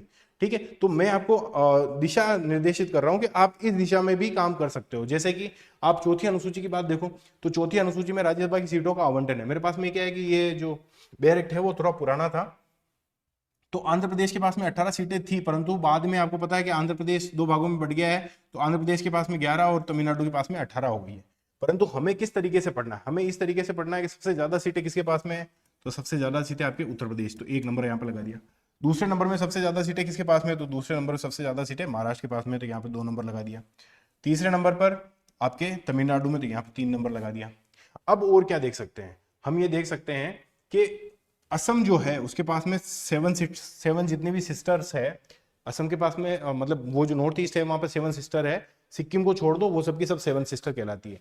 तो सिवाय 7 सिस्टर के असम के पास में 7 है, बाकी सारी की सारी जो 7 सिस्टर है, यानी कि सिक्किम को फिर उसके अंदर जोड़ लो, या फिर वो जो 6 सिस्टर बची ही है वो, और गोवा और सिक्किम, इनके पास में कितनी है, एक, यानी कि 7 सिस्टर माइनस असम, और उसमें जोड़ लो आप गोवा और सिक्किम, इनके पास में राज्यसभा में कितनी कितनी सीटें, एक एक सीटें हैं। आप देख सकते हो आराम से, यहाँ पे लिखा हुआ देखो, मणिपुर त्रिपुरा मेघालय, सिक्किम तो 7 सिस्टर से बाहर है, नागालैंड, ठीक है, मिजोरम, ठीक है, अरुणाचल प्रदेश, इन सबके पास में क्या क्या है, एक एक सीटें। ठीक है, इसी प्रकार से आप देखो जम्मू कश्मीर में हाँ, ये जो आपके दिल्ली है, दिल्ली और पुदुचेरी 2 यूटी थे, अभी तो 4 यूटी हो गए हैं, परंतु यहाँ पर जो है जम्मू कश्मीर के पास ही सारी की सारी चारों सीटें जो है वो दी गई है, लद्दाख को कोई भी सीट नहीं दी गई है। ठीक है, जबकि यहाँ पर आप देखोगे कि जो दिल्ली है उसके पास में 3 सीटें हैं, एक सेकंड, हाँ, दिल्ली के पास में 3 सीटें हैं और पुदुचेरी के पास में 1 सीट है, 3-3 सीटें और किस किसके पास में, उत्तराखंड के पास में भी है और हिमाचल प्रदेश के पास में। मोटा मोटी देख लो, ज्यादा रटने की कोशिश नहीं करनी है, बस हाँ ऊपर के टॉप 3 जो है वो जरूर याद कर लेने के भैया उत्तर प्रदेश में सबसे ज्यादा है, उसके बाद में महाराष्ट्र में है और फिर बाद में तमिलनाडु में। राजस्थान की तो याद है ही सही, राजस्थान के फिर पास में। जब याद सब कुछ करने की कोशिश करोगे ना तो फिर चीजें अच्छी खासी पकड़ में भी आ जाएगी कि भैया गुजरात के राजस्थान से ठीक एक ज्यादा जो है गुजरात के पास में है, राजस्थान से ठीक आधी जो है हरियाणा के पास में है, राजस्थान से ठीक एक कम केरल के पास में है, तो ठीक है, राजस्थान से ठीक एक ज्यादा गुजरात के पास में भी है और मध्य प्रदेश के पास में भी, यानी कि दोनों के पास में 11-11 है। ओडिशा में जो है वो राजस्थान जितनी ही है, यानी कि 10 है। ठीक है, पंजाब में 7 है, हरियाणा में तो 5 ही थी, पंजाब में 7 है। ठीक है, तो वो वहां पर एग्जामिनर जो है वो कुछ भी पूछ ले, उसका क्या भरोसा है ना, वो पूछ ले कि भैया ये राज्यसभा की सीटों में से किसका सुमेलित नहीं है, भाई मिलान करने की देवे तब तो 1-2 से पकड़ में आ जाएगा, पर जब ये पूछेगा कि भैया निम्न में से किसकी राज्यसभा की सीटें सुमेलित नहीं है, ऑप्शन दे देगा 1 और 2, 1 2 3, एक केवल 1 और 1 2 3 4, तो फिर आप क्या लिखोगे। तो वो ऐसे क्वेश्चंस को तैयार करने के लिए आपको जो मूल सोर्स है वहां पर पहुंचकर इस तरीके की चीजें पढ़नी पड़ेगी, और ये सेल्फ पढ़ी जाने वाली चीजें हैं। ऐसा नहीं है कि टीचर ही आपको पढ़ाएगा ये चीजें, ये सारी एडवांस लेवल की जब तैयारी होती है तो वो स्टूडेंट खुद के लेवल पे करता है। देखो जैसे कि ये पेन जो चलाया हुआ है ना, वो मैंने खुद ने, जब मैं यूपीएससी की कर रहा था तो वो उस समय मैंने खुद ने किया है। तो आप ये जैसे खुद करोगे, जैसे ही ऐसी चीजें खुद करने लगोगे तो आप देखोगे प्रीलिम्स की कट ऑफ जारी है आपके 85-86 और आपके नंबर आ रहे हैं 110 20 30। ठीक है ना, तो ये इस तरीके के एडवांस नंबर किसी स्टूडेंट्स के क्यों आते हैं, क्योंकि वो अपनी तैयारी को एडवांस फेज में लेके जाता है। ठीक है, तो आपके कोई एग्जाम अटके नहीं, आप पहले से ही इतना ज्यादा स्कोर करके चलो, तो इसके लिए कुछ एडवांस जो है आपको चीजें खुद के स्तर पर पढ़नी पड़ेगी। भैया टीचर तो सभी को पढ़ा रहा है, फिर उतने तो नंबर 85-100 नंबर 85-90 नंबर तो सबके आ जाएंगे, तो फिर आपके पास में एक्स्ट्रा नंबर कहां से आए, तो आपकी खुद की मेहनत से एक्स्ट्रा नंबर आएंगे। तो इसके ऊपर आपको ध्यान रखना चाहिए। जैसे कि अपन 5वीं अनुसूची को पढ़ लेते हैं, 6ठी अनुसूची में आपको दूंगा पढ़ने के लिए। तो जो अनुसूचित जनजातीय क्षेत्र के प्रशासन और नियंत्रण के बारे में उपबंध है, वो क्या उपबंध है, कि उपबंध ये है कि राज्य में जो है आपके यहाँ पर असम मिजोरम मेघालय त्रिपुरा जो है वो राज्य शब्द नहीं है। कार्यपालिका शक्ति का विस्तार उसके अनुसूचित क्षेत्रों पर है। ठीक है, मतलब हाँ, यहाँ पर देखो क्या बात कह रहा है ये, कि प्रशासन के संबंध में राष्ट्रपति को राज्यपाल का प्रतिवेदन, क्या प्रतिवेदन है, कि राष्ट्रपति इस प्रकार की अपेक्षा करेगा कि संघ की कार्यपालिका शक्ति का विस्तार राज्य के उप क्षेत्रों के प्रशासन को निर्देश देगा। ठीक है, तो ये जो राज्यपाल जो है वो प्रत्येक राज्य के अनुसूचित क्षेत्र में प्रतिवर्ष जब भी राष्ट्रपति ऐसा करने की अपेक्षा करेगा तो वो बताएगा कि भैया यहाँ पर जो है आपको जो है इस क्षेत्र की कार्यपालिका शक्ति का यहाँ पर विस्तार करना चाहिए। यहाँ पर प्रशासन और नियंत्रण के बारे में बताया गया है। जनजातीय सलाहकार परिषद के बारे में बताया गया है कि जनजातीय सलाहकार जो परिषद होगी उसमें अनुसूचित जनजातियां है किंतु अनुसूचित क्षेत्र नहीं है। यहाँ पर अनुसूचित जनजातियां है जनजातीय सलाहकार क्षेत्र में। ठीक है, और ये जो परिषद है उसमें सदस्य कितने होंगे, 20 से अनधिक सदस्य होंगे, जिससे कि निकटतम 3/4 जो है उसी राज्य की विधानसभा के अनुसूचित जनजातियों के प्रतिनिधि होंगे। और अगर ऐसी संख्या कम है तो शेष स्थान कहां से भरे जाएंगे, जनजातियों के अन्य सदस्यों से भरे जाएंगे। ठीक है, और ये जो कर्तव्य और कल्याण की उन्नति के संबंध में सलाह जो है वो राज्यपाल द्वारा निर्दिष्ट किए जा सकते हैं। राज्यपाल जो है राज्यपाल क्या निर्धारित करेगा, इन अधिकारियों की और सेवकों की नियुक्ति की रीति क्या होनी चाहिए, इनके संचालन क्या होनी चाहिए, प्रक्रिया क्या होनी चाहिए, आनुषंगिक विषय क्या हो सकते हैं, या उनके नियम किस प्रकार से बनाए जाने चाहिए, वो तमाम सारी चीजें यहाँ पर वो बताएगा। अनुसूचित क्षेत्रों को लागू करने की विधि क्या होनी चाहिए। ठीक है, तो विधानमंडल के विशिष्ट अधिनियम को अनुसूचित क्षेत्र के किसी भाग में लागू होने या न होने का डिसीजन भी कौन ले सकता है, राज्यपाल ले सकता है। भूमि अंतरण प्रतिषेध कर सकता है, निर्बंधन कर सकता है। आप देखोगे कि भूमि का आवंटन को विनियमित कर सकता है। कोई भी उधार जो लेता है ना, साहूकार जो उधार वहां पर बांटता है उसको भी विनियमित कर सकता है। ठीक है, कोई भी विनियम तब तक नहीं बनाया जाएगा जब तक कि राज्यपाल जनजातीय सलाहकार परिषद में राज्य की दशा से परामर्श नहीं कर लिया जाता है। ठीक है, तो राज्य की जो है परामर्श उससे लिया जाएगा। अनुसूचित क्षेत्र के बारे में राष्ट्रपति आदेश की घोषणा कर रहा है। ठीक हो, राज्य के राज्यपाल के पश्चात उसकी सीमा को जो है वो बढ़ा सकता है, केवल सीमाओं को नहीं। ठीक है, तो ये इस प्रकार से जो है आप 5वीं अनुसूची को, जैसे अभी अपन ने थोड़ा मोटा मोटी रूप से देखा है कि किस किस प्रकार से राज्यपाल के पास में वहां के भूमि आवंटन करने, या फिर जनजातीय परिषद के बारे में 20 अनधिकृत सदस्य होने, या फिर जो है आपके साहूकार को विनियमित करने, वहां पर जो भूमि का आदान प्रदान है उसको विनियमित करने, तमाम सारे अधिकार राज्यपाल के पास में होते हैं। ठीक है, उस क्षेत्र का विस्तार करने के लिए राष्ट्रपति को भी वो बातें बताता है। ठीक है, तो वो तमाम सारी विधानमंडल का कौन सा कानून लागू होगा या नहीं होगा वो वाली बातें भी 5वीं अनुसूची में करता है। तो इसी प्रकार से आप देखोगे, जब 36वीं अनुसूची के बारे में देखोगे तो असम, मेघालय और त्रिपुरा, मिजोरम के बारे में स्वायत्त जिले और स्वशासी प्रदेश के बारे में बातें होती है। तो स्वशासी जिले और स्वशासी प्रदेश में क्या अंतर होता है, तो देखो प्रादेशिक परिषदें जो होती है वो जिला परिषदों से इस प्रकार से मतलब अलग होती है कि प्रत्येक स्वशासी जिले में वैसे तो एक जिला परिषद होगी जिसमें 30 से अनधिक सदस्य होंगे। 4 से अनधिक सदस्य राज्यपाल द्वारा नाम निर्देशित किए जाएंगे और शेष वयस्क मताधिकार के आधार पर निर्वाचित होंगे। प्रत्येक क्षेत्र के लिए एक पृथक प्रादेशिक परिषद होगी। ठीक है, जिले के नाम की जिला परिषद होगी और प्रदेश के नाम की प्रादेशिक परिषद होगी। ठीक है, जिसका कि शाश्वत उत्तराधिकार होगा, मतलब वो अपने क्षेत्र में शाश्वत होगी, जिसकी की सामान्य छाप होगी, नाम होगा और उस पर वाद भी लाया जा सकता है। ठीक है, जिले का प्रशासन परिषद के द्वारा किया जाएगा। हालांकि प्रादेशिक परिषद जो है उसके पास में दूसरे विषय होंगे, परंतु जिला परिषद के पास में जो विषय होंगे वो स्वशासी प्रदेश प्रादेशिक प्रदेश में ही निहित होंगे, परंतु जिला परिषद के विषय जो है वो प्रादेशिक परिषद में निहित नहीं होंगे। प्रादेशिक परिषद जो है स्वशासी परिषद से शक्तियां और किस प्रकार से प्रत्यायोजन किया जाएगा उसके बारे में बताया हुआ है। राज्यपाल जो है वो किस प्रकार से, जनजातीय परिषद कोई भी कानून बना लेती है तो वो राज्यपाल से परामर्श करने के बाद में ही जो है वो लागू होती है, या ये जो तमाम सारी परामर्श की प्रक्रिया है वो सारी की सारी जो आप 6ठी अनुसूची जब डिटेल में आप खुद से पढ़ेंगे तो चीजें सारी समझ में आएगी कि किस प्रकार से चीजें यहाँ पर लिखी हुई है। अब जब हम इस पे थोड़ा सा आगे की तरफ बढ़ेंगे तो कुछ इंपॉर्टेंट बातें अपन देख सकते हैं, जैसे कि आप देखो कुछ मामलों और अपराधों पर विचारण करने की प्रादेशिक परिषद और जिला परिषदों को किन्हीं न्यायालयों और अधिकारियों की सिविल प्रक्रिया संहिता और दंड प्रक्रिया संहिता के अधीन शक्तियां भी इनको जिला परिषदों और प्रादेशिक परिषदों को मिली हुई है। ठीक है, प्राथमिक विद्यालय स्थापित करने की भी जिला परिषद की कुछ शक्तियां है। ठीक है, इसी प्रकार से आप देखोगे तो जिला परिषद और प्रादेशिक परिषदों के पास में खुद की निधियां होती है। भू राजस्व का निर्धारण और संग्रहण करने का, कर का अभिरोपण करने की भी उनकी शक्तियां होती है। ठीक है, खनिजों के और निष्कर्षण के लिए भी अनुज्ञा और पट्टे वो जारी करती है। ठीक है, इसी प्रकार से आप देखोगे जनजातियों से भिन्न व्यक्ति की साहूकारी, व्यापार नियंत्रण और विनियमन बनाने की शक्ति किसके पास में होती है, जिला परिषद के पास में होती है। ठीक है, ये तमाम सारी चीजें जब आप मोटा मोटी तरीके से देखोगे तो आपको पता चलेगा कि अनुसूची और विधियों और नियमों विनियमों में प्रकाशन। ठीक है, ये कुछ चीजें और लिखी हुई है। अब मेघालय के स्वशासी जिलों में किस प्रकार से संसद के और मेघालय के राज्य विधानमंडल के अधिनियम लागू होंगे या नहीं होंगे, त्रिपुरा में स्वशासी जिलों में किस प्रकार से संसद और उसके अधिनियम लागू होंगे, मिजोरम में किस प्रकार से होगा, तो अलग अलग जो है अमी मैत्री के बारे में दिया हुआ है। ठीक है, अब इसके बाद में कुछ इंपॉर्टेंट चीजों की बात कर लेते हैं कि असम, अमी मैत्री में असम में कौन कौन सी चीजें, कौन कौन सी जगह पर जो है ये परिषदें जो है वो विद्यमान है। तो उत्तरी कछार पहाड़ी जिला, ठीक है, कार्बी अंगलोंग, आप उसमें भी पढ़ते हो, भूगोल में भी पढ़ते हो, तो कार्बी अंगलोंग वाला जो है बोडोलैंड वाला प्रादेशिक क्षेत्र में जिला जो है। और मेघालय में तो आप 3 पहाड़ियों के नाम पढ़ते हो, खासी, जयंतिया और गारो। ठीक है, त्रिपुरा में त्रिपुरा जनजातीय क्षेत्र जिला, और मिजोरम में चकमा जिला, और एक और 2 और है,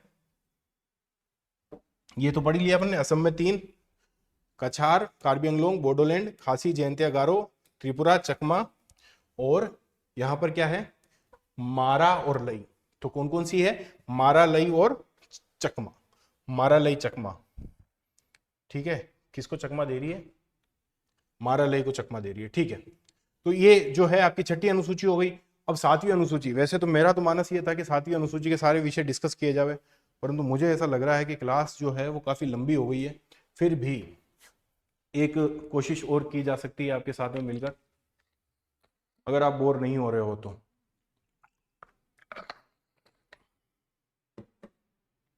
देखो,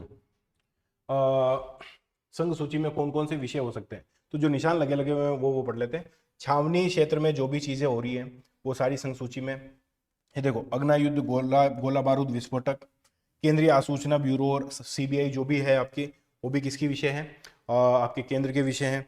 राजनयिक, यानी कि आप देखोगे डिप्लोमेटिक जो होते हैं, काउंसलर होते हैं, वो भी किस विषय में होते हैं, कि संघीय सूची के ही होंगे। ठीक है, आप इनको देखोगे ना, संयुक्त राष्ट्र संघ, अंतरराष्ट्रीय सम्मेलन, वो भी सी बात है, संघ सूची के होंगे। ठीक है, ये इधर देखो, जो मैंने निशान नहीं लगा रखे, मतलब वो आपको पहले से पता है, जैसे नागरिकता हो गई, वैदेशिक हो गई, युद्ध अपराध हो गया, विदेशी संधि हो गई, ये तो पता ही है। प्रत्यर्पण जो है, एक्स्ट्राडिशन जो है, किसी देश को अपन जो अपराधी लेते हैं या सौंपते हैं, तो वो भी जो है संघ सूची का विषय है।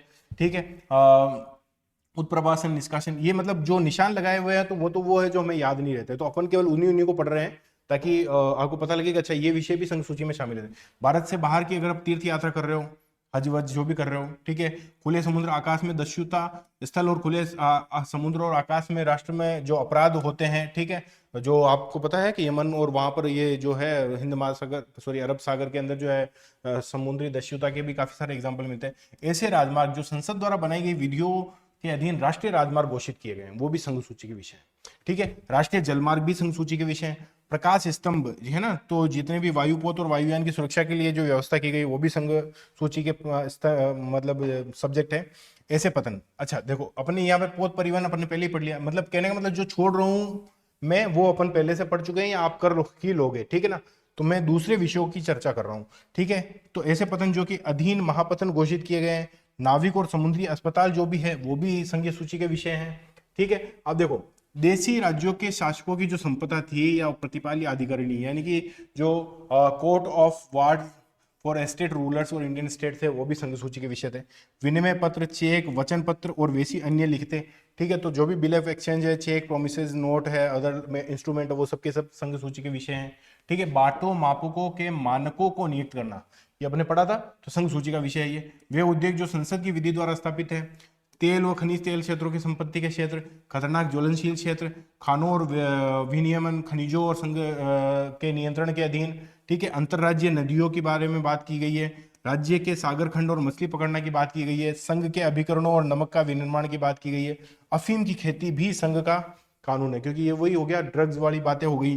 ठीक है, प्रदर्शन और चलचित्र फिल्मों की मंजूरी, सेंसर बोर्ड जो होता है, वो भी संघ सूची का विषय है। राष्ट्रीय पुस्तकालय, संग्रहालय, इंपीरियल संग्रहालय, विक्टोरिया स्मारक और भारतीय युद्ध स्मारक, वही राष्ट्रीय महत्व के जो भी स्थल है। ठीक है, वो राष्ट्रीय महत्व के जो भी स्थल है वो यहाँ पर है। काशी हिंदू विश्वविद्यालय, अलीगढ़ मुस्लिम विश्वविद्यालय, और ये दिल्ली के जो भी विश्वविद्यालय राष्ट्रीय महत्व के घोषित किए गए, राष्ट्रीय महत्व के घोषित वैज्ञानिक और तकनीकी संस्थाएं, तमाम सारी चीजें। उच्चतर शिक्षा और अनुसंधान संस्थाओं की वैज्ञानिक और तकनीकी संस्थानों के मानक, वो भी जो है आपके यहाँ पर मौजूद है। ठीक है, इसके अलावा भारतीय सर्वेक्षण, भूमि वैज्ञानिक, वनस्पति, ठीक है, प्राणी और मानव शास्त्र और मौसम विज्ञान संगठन, ये तमाम सारी चीजें। ठीक है, संघ और राज्य के लेखा संपरीक्षा, ठीक है। लेखाओं की जो संपरीक्षा की जाती है वो भी क्या है, ऑडिटिंग जो की जाती है वो संघ सूची का विषय है। राज्य के बाहर के क्षेत्र में विस्तारण, किंतु उस सरकार की सहमति के बिना ऐसे क्षेत्र में पुलिस बल की शक्तियों की अधिकारिता का विस्तारण, जो पुलिस बल की शक्तियां है वो राज्य क्षेत्र के बाहर के विस्तारण जो करना होता है वो किसके अधिकार क्षेत्र में होता है, वो संघ सूची का विषय होता है। इसी प्रकार से आप देखो कि अंतरराज्यीय प्रव्रजन कोई करना चाह रहा है, अंतरराज्यीय कतरीन जो होता है, ठीक है, माइग्रेशन और क्वारंटीन जो होता है उसके बारे में बात की गई है। कृषि आय से भिन्न आय कर, मैंने बता ही दिया था आप पहले आपको। विनिर्मित उत्पादित तंबाकू और उत्पाद शुल्क, ठीक है, एल्कोहली लिकर, अफीम और इंडियन हैम्प और स्वापक औषधियां, ठीक है, निगम कर देख ही लिया था अपन ने। पूंजी मूल्य कर और कंपनियों की पूंजी कर, ठीक है, कृषि भूमि से संबंधित कृषि भूमि से भिन्न भूमि से संबंधित संपदा कर, ठीक है, कृषि से भिन्न संपत्ति पर कर, ये तो अपन ने देख लिया। वजन पत्र, वाहन पत्र में ये सब स्टाम्प शुल्क देख लिया, समाचार पत्रों का क्रय विक्रय भी देख ही लिया अपन ने, ठीक है।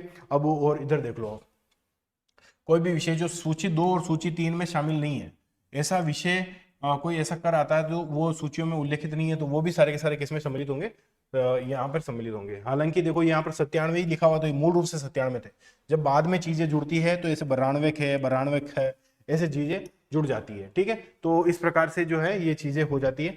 अब अपन राज्य सूची की बात कर लेते हैं। तो लोक व्यवस्था मैंने बताया था आपको कि जो आपके सिविल शक्ति, नौसेना, सेना, वायुसेना, संघ, ठीक है, अन्य सशस्त्र बल या संघ के नियंत्रण के अधीन अन्य बल, ये यूनिट इनका प्रयोग नहीं किया जाएगा। मतलब लोक व्यवस्था यानी कि पुलिस के प्रयोग से जो लोक व्यवस्था की जा रही है वहां पर, हालांकि नौसेना, वायुसेना अगर इनका कोई काम चल रहा है तो वो नहीं होंगे, ठीक है। और या इनके जो क्षेत्र में जो है लोक व्यवस्था, इनका काम नहीं होगा, ठीक है। तो पुलिस जो है वो, हालांकि इसके अंदर रेल और ग्राम पुलिस, जिसके अंदर अंतर्गत रेल व ग्राम पुलिस भी है, अच्छा, ठीक है। उच्च न्यायालय के अधिकारी, ठीक है, तो राजस्व न्यायालय की प्रक्रिया, उच्च न्यायालय के भिन्न सभी न्यायालयों के पास में जो भी फीसें हैं वो, ठीक है, लोक स्वास्थ्य, ये सब कुछ पढ़ ही लिया था अपन ने, ठीक है। भारत से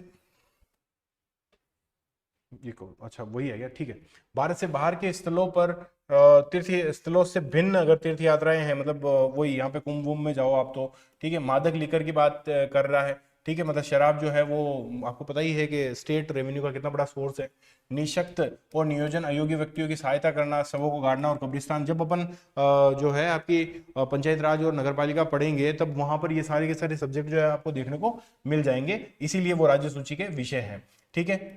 राज्य में पुस्तकालय राष्ट्रीय महत्व को घोषित की जाने वाली प्राचीन इमारतें, ठीक है, एक जगह जंतर मंतर बोल लिया था, वो तो गलत ही बोला था इसका मतलब, ठीक है। तो ये चीज संचार और है ना, तो जितने भी राज्य सड़कें हैं, है ना, तो या फिर जो है आपके राज्य के अंदर जो जलमार्ग है, यंत्र नवोदित यान से भिन्न यान है, ठीक है, तो वो तमाम सारी चीजें, ठीक है। कृषि, पादप रोग, पशुधन परिरक्षण सुधार, जीव जंतुओं के रोगों के उत्थान, कांजी हाउस, ये सारे नगर पालिका और पंचायत में पढ़ोगे आप। भूमि और भूमि के अधिकार और भूस्वामी और अभिदारी से संबंधित, ठीक है, भूमि विकास और कृषि उधार, ठीक है। इसी प्रकार से गैस और संक्रमक मात्स्य की, है ना, यानी कि मत्स्य पालन, ठीक है, ये कुर्क संपदा, है ना, तो जी ये तमाम सारी राज्य के विषय होते हैं। बाजार और मेले, माल का प्रदाय करना, साहूकारी और साहूकारी कृषि ऋणता, है ना, ये जो है आपके इंस और इन कीपर जो होते हैं आपके साफ सफाई वाले, दाव और द्यूत, गैम्बलिंग और बेटिंग जो होती है, ये भी राज्य का विषय है, ठीक है। तो कुल मिलाकर ये राज्य की सेवाएं, मंत्री वेतन भत्ते, ठीक है, राज्य के लोक ऋण, निखात, ठीक है, निखात का मतलब होता है आपके ट्रेजर्स जो ट्रावल्स होते हैं, ठीक है, ट्रेजरी से संबंधित जो मुद्दे होते हैं, ठीक है। कृषि पर आय कर, भूमि कर, ये तमाम सारी जो चीजें हैं, भूमि भवनों, कुल मिलाकर ये जो चीजें होती है ये आप खुद से जब तक नहीं पढ़ोगे कि समाचार पत्र, ठीक है, तब तक वो चीजें काम नहीं बनेगा। प्रति व्यक्ति पर जो कर लगता है, ये तो अपने गेम्बलिंग पढ़ ही ली है, ठीक है, विषय से संबंधित वीडियो के अपराध, ठीक है। हाँ, अब संवर्ती सूची जो है, संवर्ती सूची में भी इसी तरीके से जो चीजें हैं वो लिखी गई हैं। हालांकि कई सारी चीजें अपन ने पढ़ भी ली थी, जैसे आप देखो न्याय प्रशासन अपन ने देख लिया है, दंड प्रक्रिया संहिता अपन ने देख ली है, ठीक है, बंदियों और अभियुक्तों वाली बात देख ली है, विवाह विच्छेद वाली बात देख ली है, कृषि भूमि से भिन्न संपत्ति के अंतरण, विलेखों और दृष्टि, ये नई चीज है, ठीक है। तो कई सारी चीजें अपन ने देख ली है। सिविल प्रक्रिया देख लो, अपन ने देख ली है, ठीक है। न्यायालय की अवमानना किंतु उच्चतम न्यायालय की अवमानना नहीं, ठीक है। और भी देख लो आप कई सारी चीजें, जैसे सामाजिक आर्थिक योजना अपन ने देख लिया, जनसंख्या नियंत्रण देख लिया, व्यापार है ना, ये जो है श्रमिक कल्याण, ये भी देख लिया अपन ने, ठीक है, श्रमिकों से संबंधित बेकारी वगैरह। तो कई सारी चीजें तो अपन ने उस ट्रिक के अंदर याद कर ली है। कई सारी चीज़ें जो है आपको जब अपन पंचायत और वो पढ़ेंगे तो उसके अंदर देखने को मिल ही जाएगी। ठीक है, बॉयलर, कारखाने, ये सब अपन ने पढ़ा था ना, कारखाने में बिजली आएगी, विद्युत, बॉयलर। ठीक है, ये तमाम सारी चीज़ें बाट और माप के अंतर्गत मानकों को नियत नहीं किया जाना, जिनमें मानक नियत नहीं किए जा रहे हैं। ठीक है, तो ये तमाम सारी चीज़ें आप जब तक छाटोगे नहीं तब तक काम नहीं चलेगा। ठीक है, ये 22 लैंग्वेज अपन ने पढ़ चुके हैं। और नवी अनुसूची में भी देखो आप, जैसे ये एक बिहार भूमि सुधार अधिनियम 1950 में आया था। इसके बाद में मुंबई के जो भी है वो, अब इस तरीके के कम से कम 282 जो अधिनियम है उन सबको जो है कहां पर डाला गया था आपके, देखो ये 1961 तक यहां पर है। हाँ, तो ये तमाम सारे जो कानून है वो डाले गए हैं। जैसे विशेष रूप से आप देखोगे ना, तो यहाँ पर आप देखोगे 284 तक जो है वो कानून आपको यहाँ पर देखने को मिल जाएंगे। तो फिर वो जो है 25 अप्रैल 1975 वाली जो बात है, 24 अप्रैल 1975 वाली, वो वाली बात उन्होंने 2007 में डाल दी थी। 10वीं अनुसूची पढ़नी थी बहुत डिटेल में, परंतु अब मुझे लग रहा है कि अब हो गया है समय। ठीक है, तो ये वाला जो काम है मैं आपको दे रहा हूँ स्पेशली, कि आपको 10वीं अनुसूची जो है वो खुद पढ़नी है। हालांकि दल बदल के बारे में नहीं हो, तो संसद का जब चैप्टर पढ़ाएंगे तब और विस्तार से चीजें हो जाएगी, परंतु इसको तो पढ़ना ही चाहिए आपको, क्योंकि यहाँ से क्वेश्चन आने की संभावनाएं है। ठीक है, कोई बात नहीं, आज की क्लास में इतना ही रखते हैं। और यहाँ पर ये लास्ट में जो क्लास हुई है ना, इसको इस तरीके से लेना कि भैया आपको अब फ्यूचर में जब मैं कहूँ ना कि सेल्फ स्टडी करनी है, तो सेल्फ स्टडी किस चीज़ की करनी है, तो इस तरीके की चीज़ें छाट के रखनी है आपको कि भैया हाँ ये मैं सेल्फ स्टडी की है। आप जब तक ओरिजिनल जो सोर्स है उसमें से कुछ ऐसी चीज़ें अंडरलाइन करके और निकाल के अपने नोट्स में डालो, मत डालो कोई दिक्कत नहीं है, नोट्स तो एक जो है मैंडेटरी वो बना लो, पर ऐसी चीज़ें अगर बुक में भी अंडरलाइन कर रखी होगी ना आपके, तो उसमें क्या होगा कि जब एग्जाम होगा तब आपने नोट्स तो बना लिए एक स्टैंडर्ड नोट्स। अब ये जो लाइनिंग बुक है, मेरे ख्याल से जब आपने पॉलिटी पूरी पढ़ ली एग्जाम से ठीक पहले, तो 2 घंटे लगेंगे आपको बुक को छाटने में कि भैया हाँ ये लाइनें तो मैंने नहीं लिखी हुई थी, ये लाइनें मैंने अपने नोट्स में अंडरलाइन की थी कि भैया ये जो कारखाना, बॉयलर और विद्युत जो है ना, वो तो मैंने कहाँ पे पढ़ा था, वो तो मैंने जो समवर्ती सूची है वहां पर पढ़ा था। तो ये तमाम सारी चीजें हैं आपके खुद के छाटने की है। कुल मिलाकर हमारी जो यहाँ पर क्लास हो रही है वो इसलिए हो रही है ताकि हम आपको दिशा सिखा सके। सारी चीजें एकदम लाइन टू लाइन सारी की सारी किताबें पढ़ाना संभव भी नहीं है। आपको खुद की सेल्फ स्टडी या खुद को कॉन्फिडेंस भी तभी आएगा कि जब कोई ऐसा प्रश्न होगा जो किसी को नहीं आया परंतु आपको आया, तो वो आपकी मेहनत से भी होगा। हमारा जो प्रयास होगा वो आपको जो एक सामान्य जो चीज़ें जहाँ पर हर्डल मिलती है स्टूडेंट्स को, या इनिशियल फेज के जो स्टूडेंट्स होते हैं, तो उनको हेल्प करने का होगा। एडवांस स्टूडेंट बनने का तो मादा या फिर एडवांस स्टूडेंट्स बनने की तो जिम्मेदारी आपकी खुद की होती है। ठीक है, आज के लिए इतना ही, और क्लास लेने के लिए धन्यवाद। और हमारी इस पहल को जो ज़रूरतमंद विद्यार्थी है उस तक पहुंचाने का काम आपका है। अगर हम आपको हमारी क्लास पसंद आती है तो जो भी ज़रूरतमंद आपको जो भी दिखाई देता है कि भैया इस स्टूडेंट के पास में ये क्लासेस जानी चाहिए, तो वहाँ तक भेजने का काम है आपका। हमारा काम है आपके लिए मेहनत करने का, आप हमारे लिए शेयर करने का, इतना सा काम कर सकते हैं। धन्यवाद क्लास देखने के लिए।